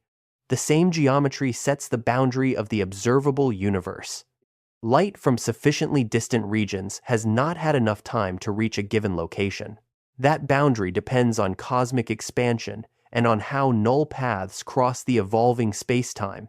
Regions now separated by enormous distances may once have shared causal contact, while others remain outside one another's horizons. Questions about cosmic uniformity, structure formation, and the exchange of information all depend on these relations. The causal map cannot be recovered from space at one instant because the expansion history and travel time are essential parts of the answer. Curved spacetime changes the shape and orientation of light cones without removing their role. Near a massive object, the paths of light bend relative to distant coordinates. Closer to a black hole, the cones tilt so strongly that every future directed path points further inward once the event horizon is crossed. In an expanding universe, the cones reflect the changing scale of space and determine whether signals emitted now can ever reach very distant regions. Locally, light still follows the null directions of spacetime, and every freely falling observer measures the same invariant speed. Globally, curvature can make causal routes converge, diverge, become delayed, or encounter horizons. The cone is therefore both local and universal in function. At every event, it marks the immediate limits of possible motion, while the way those cones join across space-time builds the larger causal structure of stars, black holes, and the cosmos. This is where the union of space and time becomes most difficult to separate, even conceptually. Cause requires temporal order, but temporal order alone is insufficient. Influence requires spatial reach, but spatial reach alone is insufficient. The possibility of connection depends on the ratio between the two, governed by the invariant speed and encoded in the space-time interval. A nearby event in space may be causally inaccessible if it occurs too soon. A distant event may be causally connected if enough time separates it from the first. The boundary is not a fixed radius drawn in space. It expands through time. Every event carries its own cones, and the overlap among them forms a network of possible histories. Within that network, the universe does not merely contain objects at locations. It contains events that can or cannot become part of one another's causes. Light cones, therefore, turn spacetime from a passive stage into a structure of permission and prohibition. They show where matter may travel, where information may arrive, where observation can reach, and where causal explanation must stop. The old idea of space as an independent container offers no equivalent rule. Only when distance and duration are treated together does the boundary of influence emerge. And with it, the geometric distinction between what can happen next and what can never be reached from here. The first clue that gravity cannot be reduced to curved space appears in the behavior of a clock. Place one clock near a massive body and another farther away, and they do not accumulate time at the same rate. The difference may be tiny near Earth, but it is measurable, and in stronger gravitational fields, it becomes much larger. This immediately shows that gravity reaches into more than the geometry of distance. It changes the temporal structure through which physical processes unfold. General relativity describes this by treating gravity not as a force moving through a fixed arena, but as the curvature of space-time produced by matter and energy. Objects in freefall then follow the natural paths of that curved geometry. The common image of a heavy ball deforming a stretched sheet captures only a narrow piece of the idea.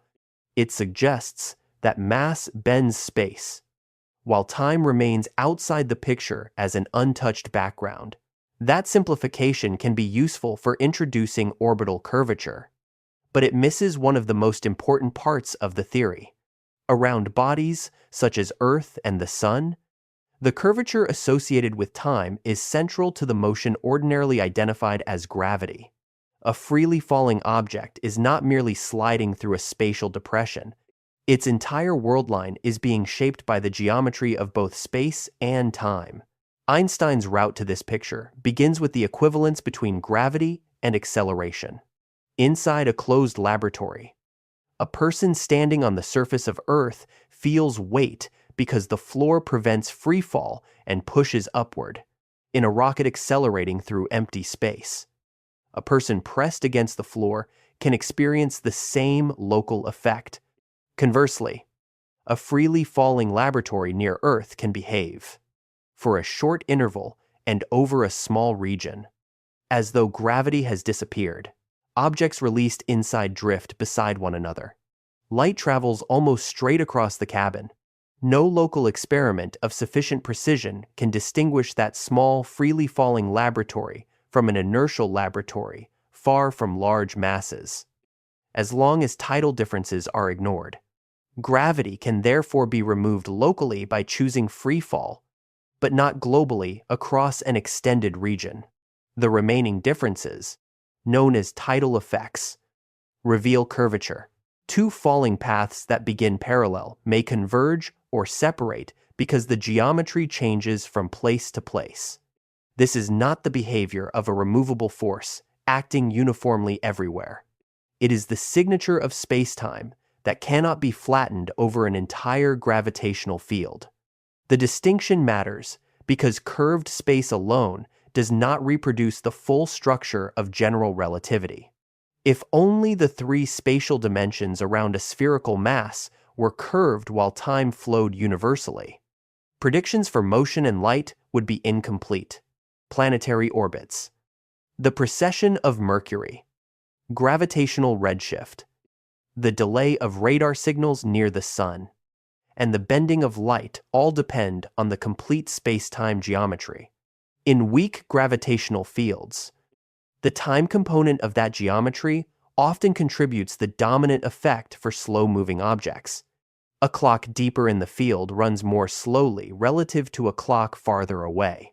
Since every physical process can serve as a clock, this change is not confined to a mechanism inside a device. Atomic oscillations, chemical reactions, and biological processes all accumulate proper time according to the worldline they follow. A falling object moves through a region where the rate and orientation of time vary with position. Its path bends partly because the temporal geometry is not uniform. One way to approach this without imagining a force is to consider neighboring clocks arranged at different heights above Earth. The lower clocks accumulate slightly less proper time than the higher ones. If a sequence of local inertial frames is built from freely falling observers, their definitions of space and time do not join into one flat global grid. The mismatch appears as curvature. An object released from rest relative to the ground follows the straightest possible worldline available in that curved structure, a path called a geodesic. In a small, freely falling frame, the object moves naturally, without feeling a gravitational force, relative to observers held above the surface. However, its spatial position changes downward. The apparent acceleration emerges from comparing a free worldline with a family of observers who are not freely falling.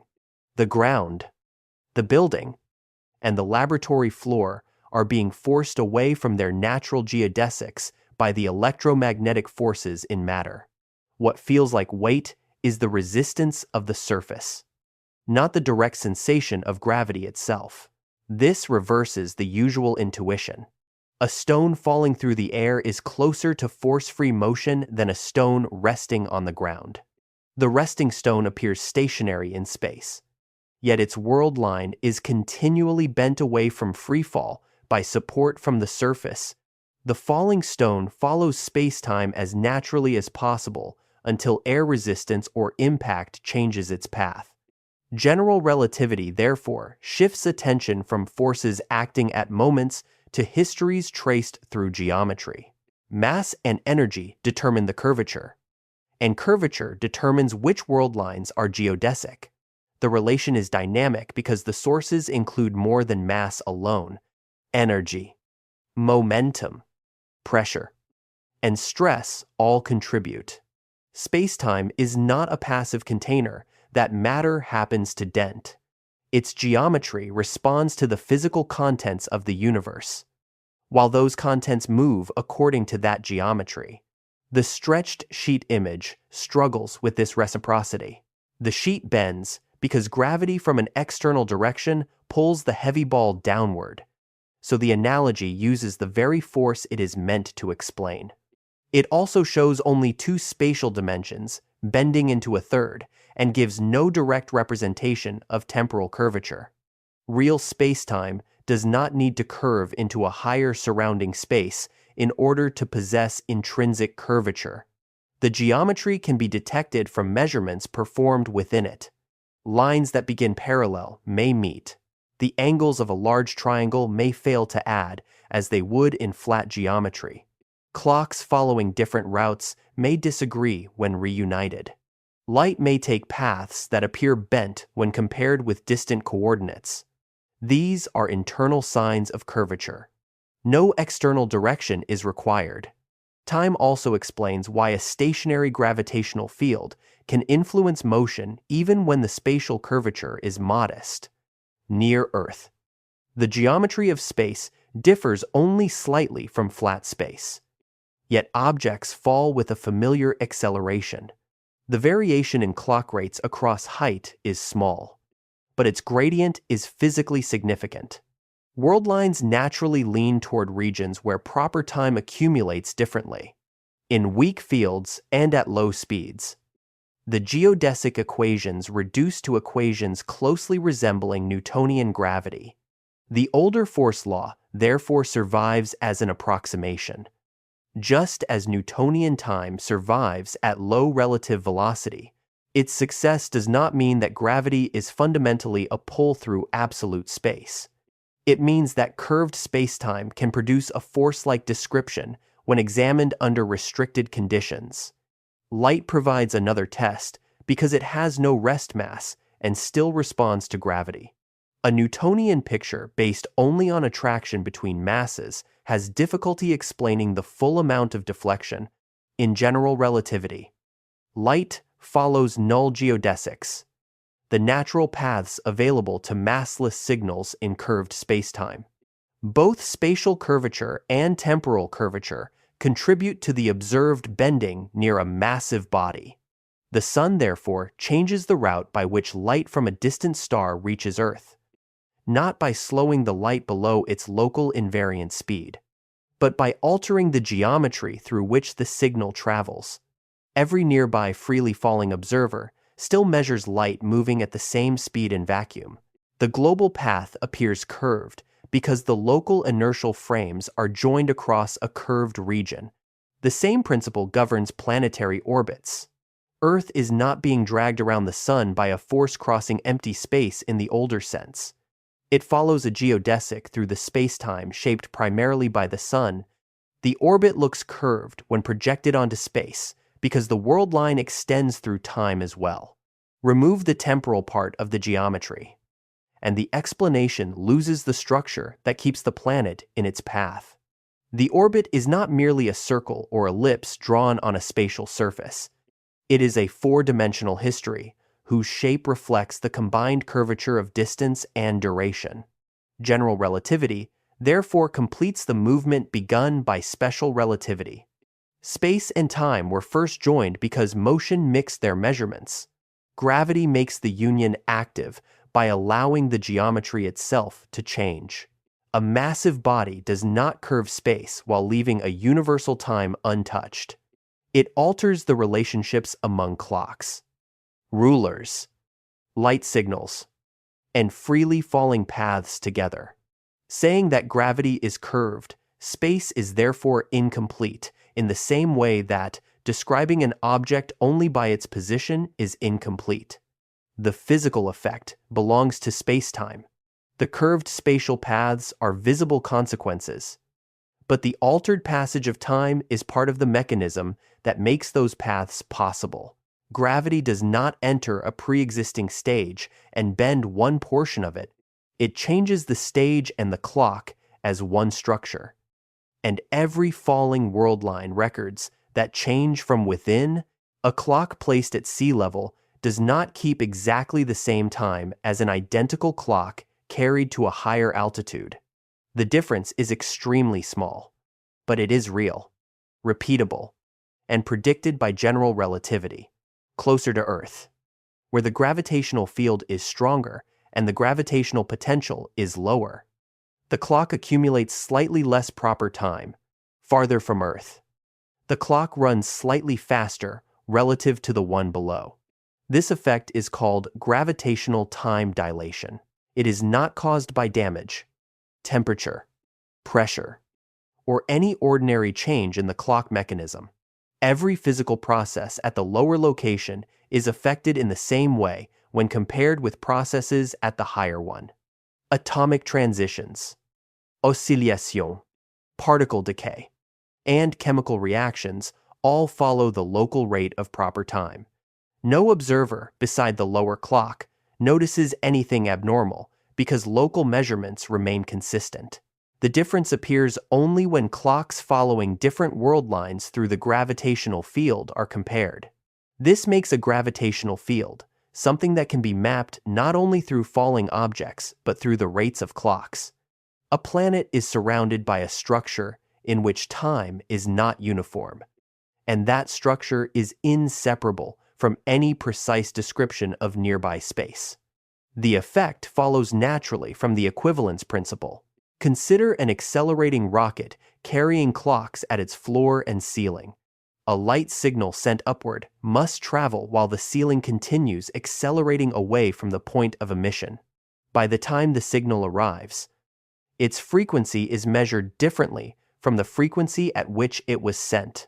The result can be interpreted as a difference in clock rates between the lower and upper parts of the accelerating system. If acceleration and gravity are locally equivalent, a similar difference must exist between clocks separated vertically in a gravitational field. Light climbing away from a massive body is observed at a lower frequency, a phenomenon known as gravitational redshift. Light falling inward is observed at a higher frequency. The signal does not lose energy in the simple sense of struggling against a force while moving through otherwise unchanged space. Its frequency is compared by clocks that run at different rates. The redshift therefore reveals temporal geometry. The field changes how periods measured at one height relate to periods measured at another, near Earth. The variation is gentle enough that daily life conceals it. Modern atomic clocks are so stable, however, that differences can be detected across small changes in height. Raising a clock changes the amount of proper time it accumulates relative to a clock left below. This turns timekeeping into a tool for measuring gravitational potential. A clock can function as a probe of height because the rate of time depends on position. In this sense, the geometry of time becomes part of practical surveying. Traditional measurements use distances, angles, and the local direction of gravity. Relativistic clock comparisons add another layer by revealing how strongly spacetime is warped from one location to another. The distinction grows more pronounced around compact objects. A neutron star contains more mass than the Sun, compressed into a sphere roughly the size of a city. Its surface gravity is immense, and the rate of time near that surface differs greatly from the rate far away. Radiation leaving the star is gravitationally redshifted because the emitting matter occupies a region where proper time accumulates more slowly relative to distant observers. Atomic transitions near the surface may remain locally normal, but their frequencies are received at a lower value far from the star. The degree of redshift carries information about the star's compactness, linking its mass and radius to the surrounding spacetime geometry. The same basic effect that produces a minute difference between clocks at different heights on Earth becomes a major observational signature around a neutron star. The law has not changed. Only the strength of the curvature has. Around a black hole, gravitational time dilation approaches an extreme limit. A distant observer assigning coordinates to an infalling object sees signals from that object become increasingly redshifted and delayed as the event horizon is approached. Each later signal takes longer to arrive in the distant coordinate description, and the object appears to fade rather than visibly cross the horizon. Yet, the falling object's own clock continues to advance normally along its world line. For a sufficiently large black hole, crossing the horizon may occur without any sudden local event at that boundary.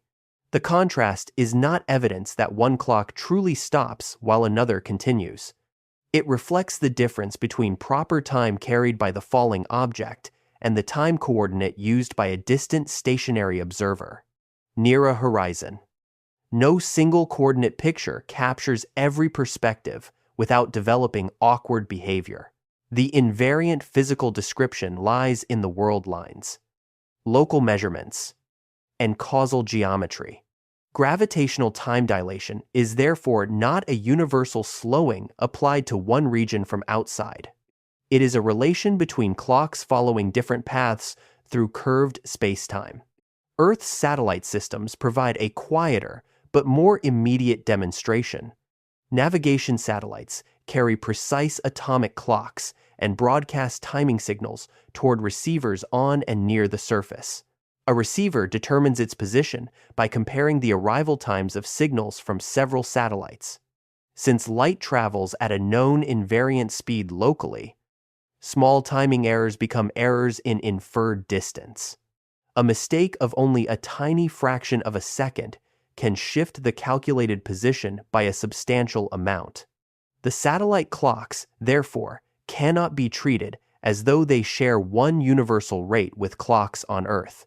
Their motion causes special relativistic time dilation, making them run more slowly relative to ground-based clocks. Their greater altitude places them in a weaker gravitational field, producing a general relativistic effect that makes them run faster. For the orbital conditions used by the navigation system, the gravitational contribution is larger than the motion contribution, so the net rate differs from clocks at the surface. The clocks are adjusted, and the calculations continuously account for relativistic corrections. Without those corrections, positioning errors would accumulate rapidly, and the system would cease to provide the accuracy on which modern navigation depends. This is one of the clearest practical examples of space and time refusing to separate. The receiver is trying to determine a location in space, but it can do so only by using clocks whose rates depend on velocity and gravitational position. A spatial coordinate is extracted from travel times. Those travel times must be interpreted through both special and general relativity. The map would drift if the clock geometry were ignored. Physical space around Earth is therefore not merely a collection of fixed distances waiting to be measured. It is a region filled with observers and signals, whose timing depends on their motion and altitude. Even defining a reference frame for navigation requires conventions about coordinate time, synchronization, orbital motion, and gravitational potential. Engineers can create a highly stable working system, but its stability comes from respecting spacetime rather than recovering absolute space. The same principle affects astronomy and geodesy. Signals passing near massive bodies experience additional delay because curved spacetime changes the relation between path length and elapsed time. Radar pulses sent across the solar system do not travel as though they moved through a flat spatial grid under one universal clock. Their arrival times depend on the gravitational field along the route. Measurements of planetary positions, spacecraft trajectories, and gravitational fields must therefore include relativistic timing. A distance inferred from signal travel cannot be separated from the clock model used to interpret that signal.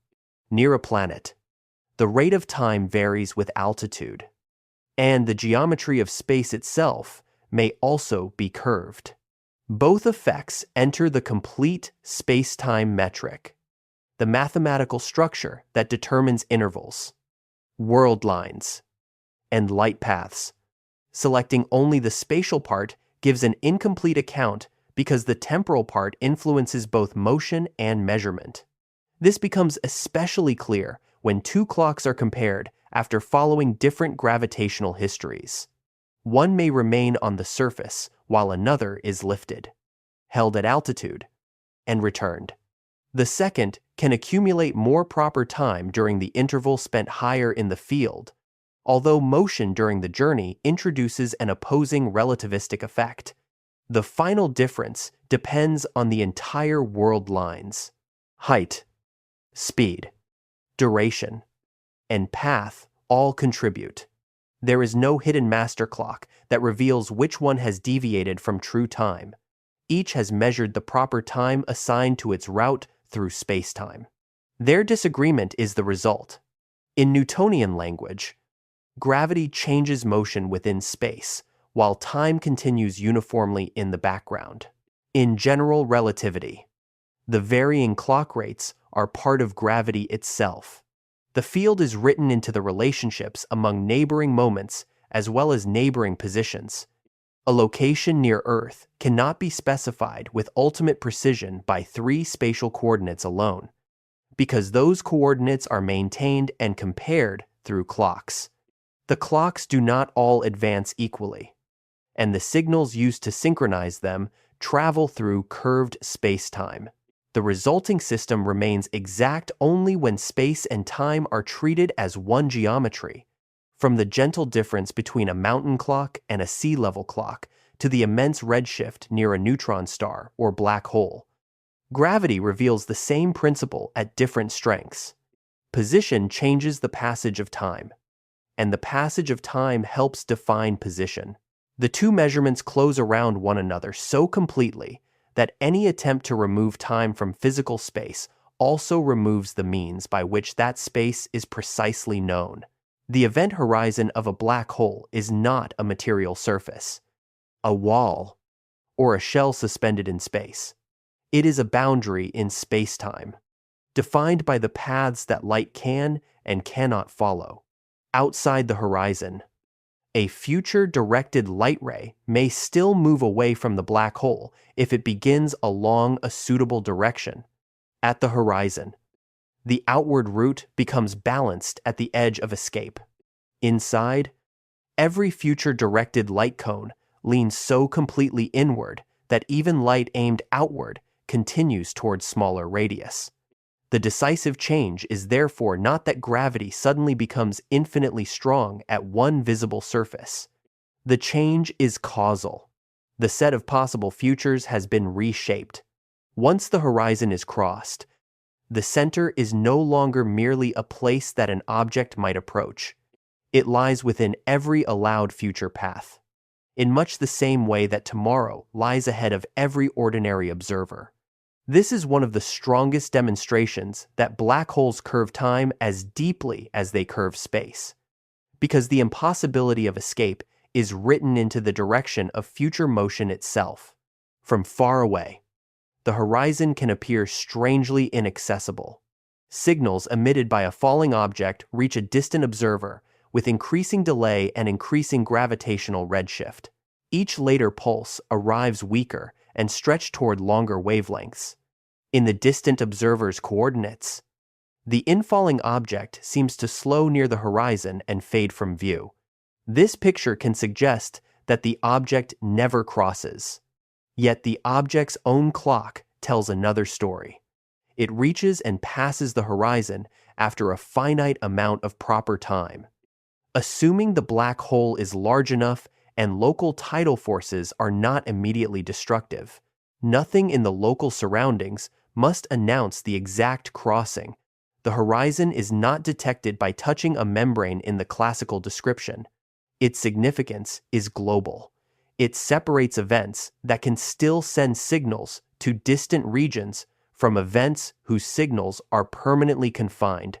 The apparent freezing belongs to a particular coordinate system and to the signals struggling outward, not to the traveler's local experience. This distinction matters because black holes expose how easily spatial intuition can misread spacetime geometry, A map drawn only in space might show the horizon as a sphere around a central mass. That is useful, but incomplete. The true boundary is a three-dimensional null surface extending through time. At each moment in a chosen slicing, it may appear as a spatial sphere, yet its defining property concerns the future of events on either side. An event just outside can still influence the external universe. An event just inside cannot. The difference is not determined by a local ruler measuring an unusual distance.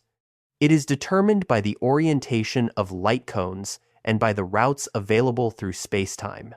The horizon is therefore less like an edge in space and more like a limit on communication. Its existence cannot be explained without time, because escape and confinement are statements about what can happen next. Near a non-rotating black hole, the geometry is often described by saying that space and time exchange roles inside the horizon. The phrase points toward a real feature, but can also mislead. Outside the horizon, the radial coordinate behaves in many respects like an ordinary spatial direction. An observer may move inward or outward, at least in principle, while future-directed time continues ahead. Inside the horizon, decreasing radius becomes unavoidable for every future-directed time-like or light-like path. In that limited sense, moving towards smaller radius resembles moving toward the future. It is not a direction that can simply be reversed by turning around. Meanwhile, the coordinate that served as time outside changes its mathematical character in common coordinate descriptions. This motivates the language of an exchange. But space does not literally transform into time as though two substances traded names. The distinction depends on the coordinates used, and better behaved coordinate systems can cross the horizon without any singular swap. What remains invariant is the causal fact that all future-directed paths inside lead towards smaller radius. The physical statement lies in the light cones, not in a slogan about dimensions changing places. The inward tipping of those cones begins before the horizon, far from the black hole. The cones resemble those of nearly flat space-time. As the gravitational field strengthens, their relation to distant coordinates changes. Outgoing light still escapes, but its progress is increasingly delayed. At the horizon, the outward-directed null path remains on the boundary. Inside, both sides of the future cone point inward. A rocket may fire its engines outward, but the thrust can only alter which inward path is followed. It cannot rotate the world line outside the future cone, and it cannot make the cone itself point toward escape.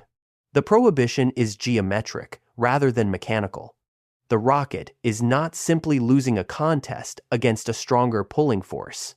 Its possible future directions no longer include routes to the exterior. This is why adding more thrust cannot solve the problem once the horizon has been crossed. The destination has become part of the causal structure. The analogy with the future is powerful, but must remain precise.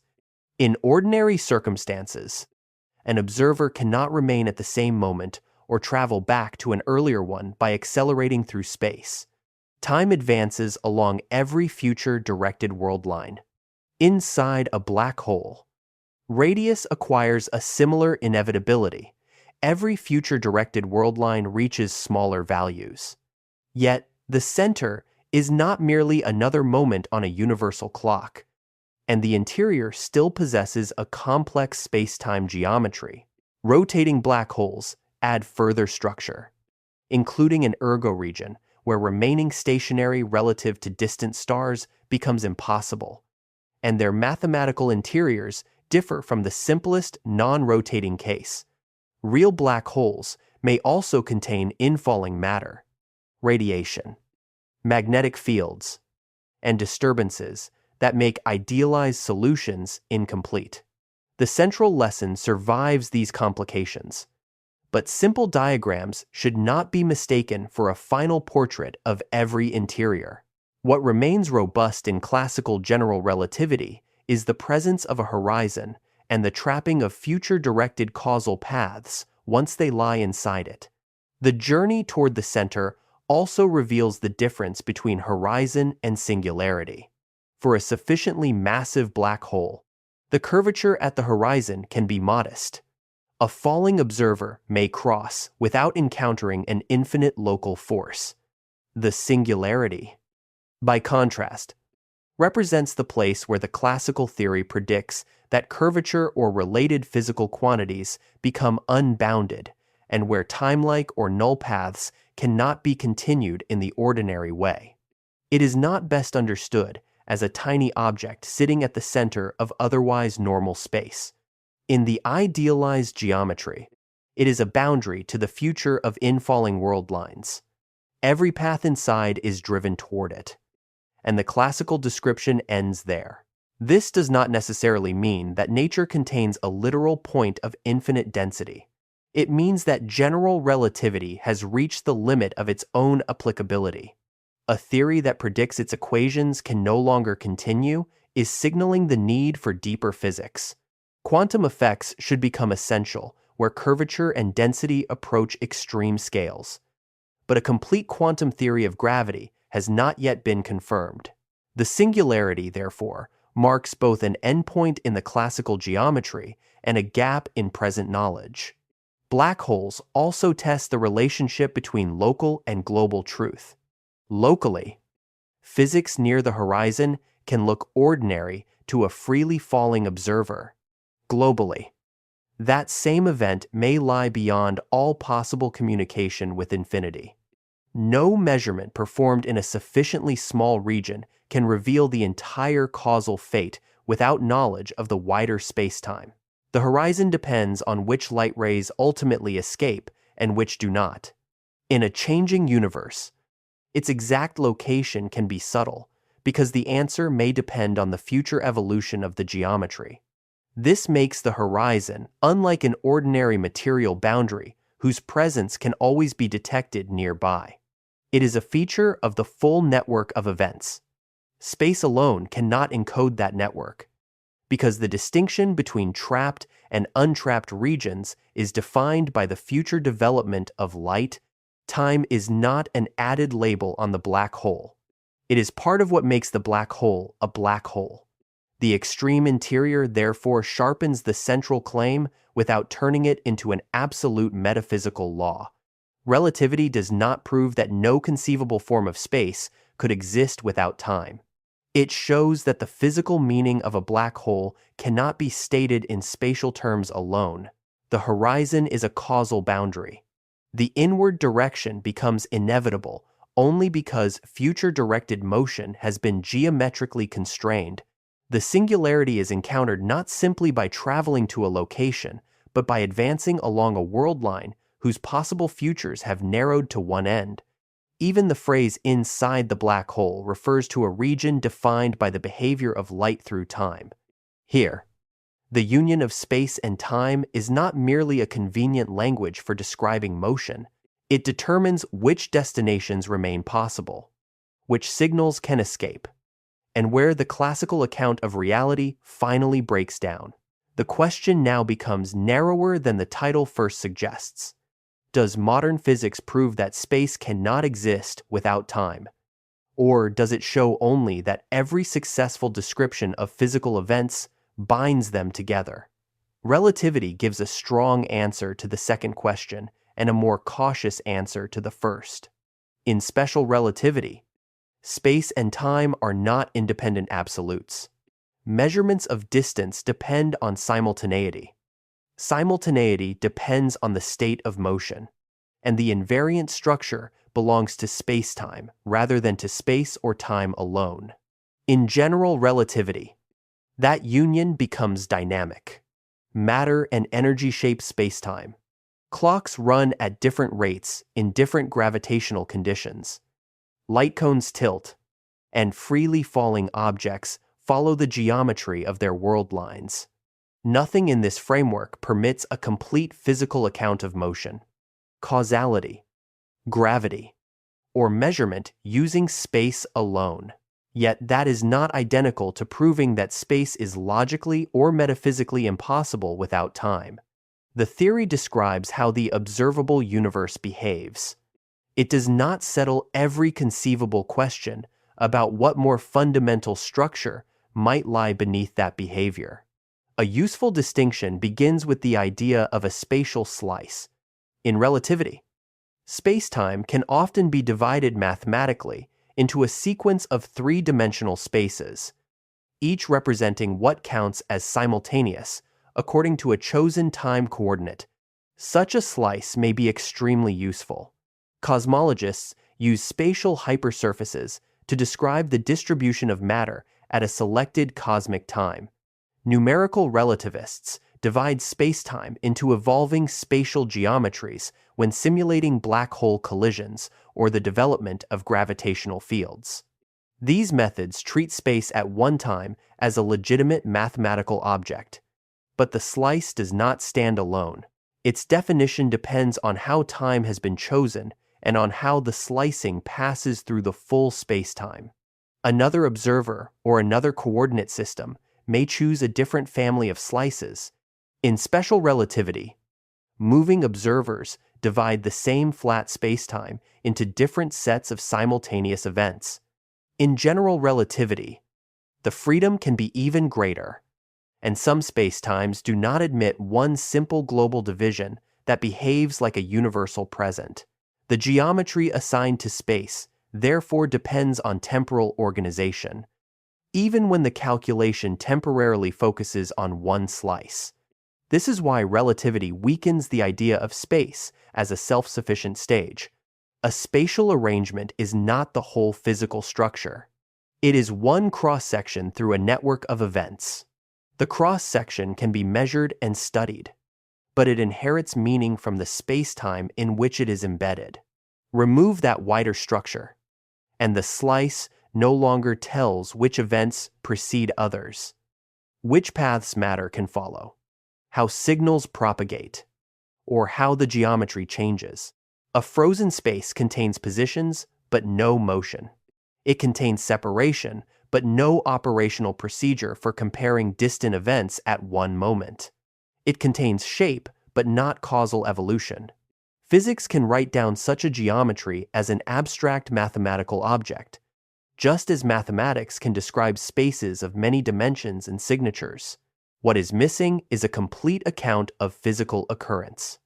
A universe is not only an arrangement, it is a pattern of change, relation, and possible influence.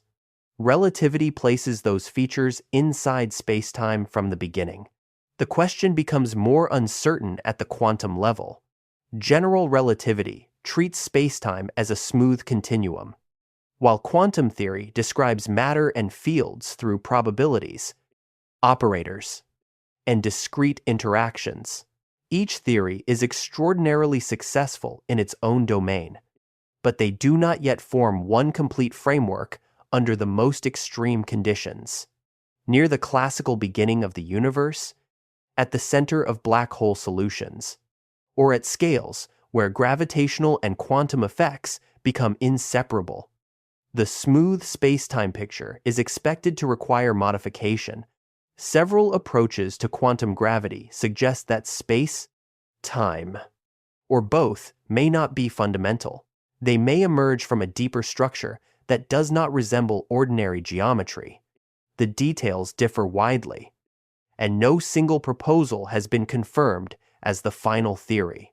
This uncertainty prevents the title from becoming a settled law. In some approaches, geometry may arise from quantum relationships among more basic degrees of freedom.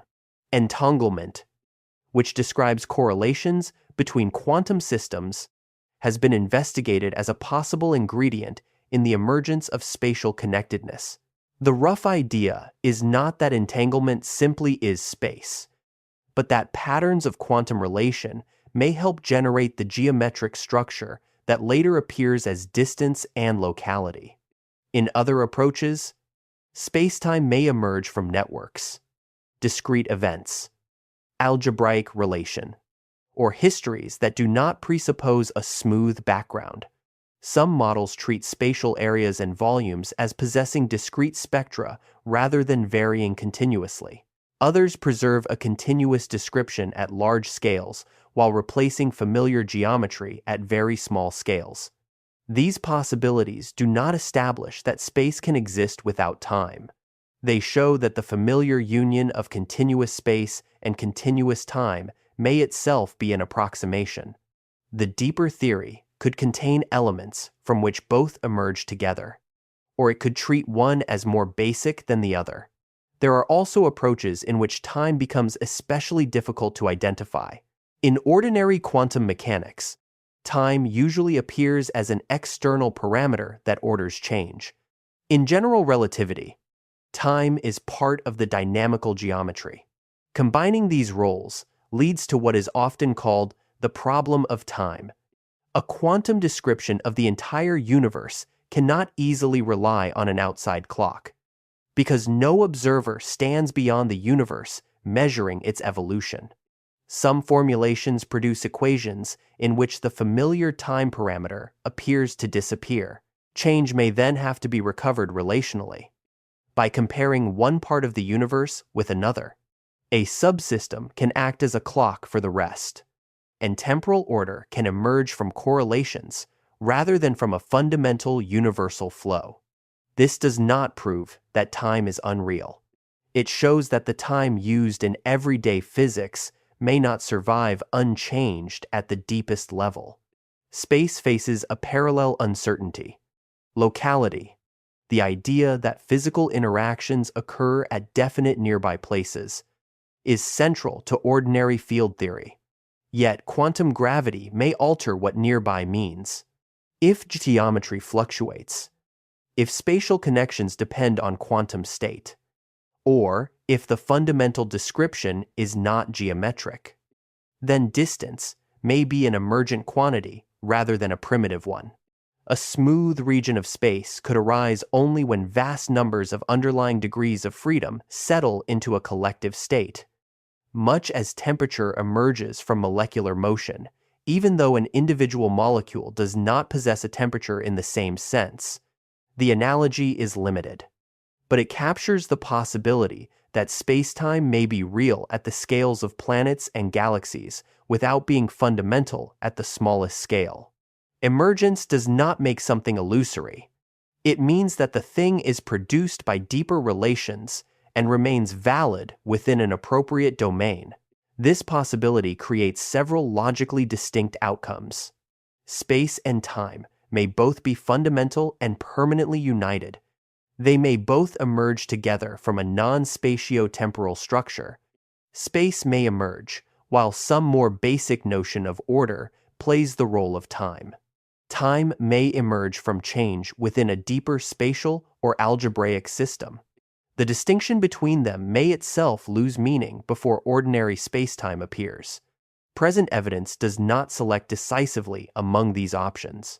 The theories are difficult to test because the relevant scales and energies are far beyond routine experiments, while observable traces may be subtle or entangled with other effects. Black holes, the early universe, gravitational waves, high-energy particles, and precision tests of gravity may eventually provide stronger constraints, but the final architecture remains unknown. What can be said securely is more restrained. In every tested relativistic description of physical events, distance and duration are parts of one spacetime relation. A length measurement depends on a choice of simultaneity. A moving clock accumulates proper time along a world line. Light cones use both spatial and temporal separation to define causality. Gravity changes clock rates and trajectories through one curve geometry. A black hole horizon is meaningful because it restricts future directed paths, not because it marks an ordinary edge in space. These facts do not show that the word space becomes meaningless in all contexts. Physicists still speak precisely about spatial geometry, spatial curvature, spatial distance, and spatial slices. The point is that none of those concepts forms a complete observer-independent physical arena without temporal structure. Space can be isolated in an equation, but the isolation is conditional. It depends on a frame, a slicing, a symmetry, or an approximation inherited from spacetime. The hidden law is therefore not a law written as a single official command. It is a pattern revealed across modern physics. Whenever nature is described with enough precision, the question, where, cannot be separated completely from the question, when. Motion requires both. Measurement requires both. Causality requires both. Gravity reshapes both. At the same time, quantum gravity warns that even this union may not be the final layer. Space may not need time, because neither may exist fundamentally in the familiar form. Or they may arise together so deeply that asking which can exist without the other becomes like asking whether one side of a relation can survive after the relation itself is removed. Physics has not yet reached that answer. It has reached a boundary more exact and more interesting.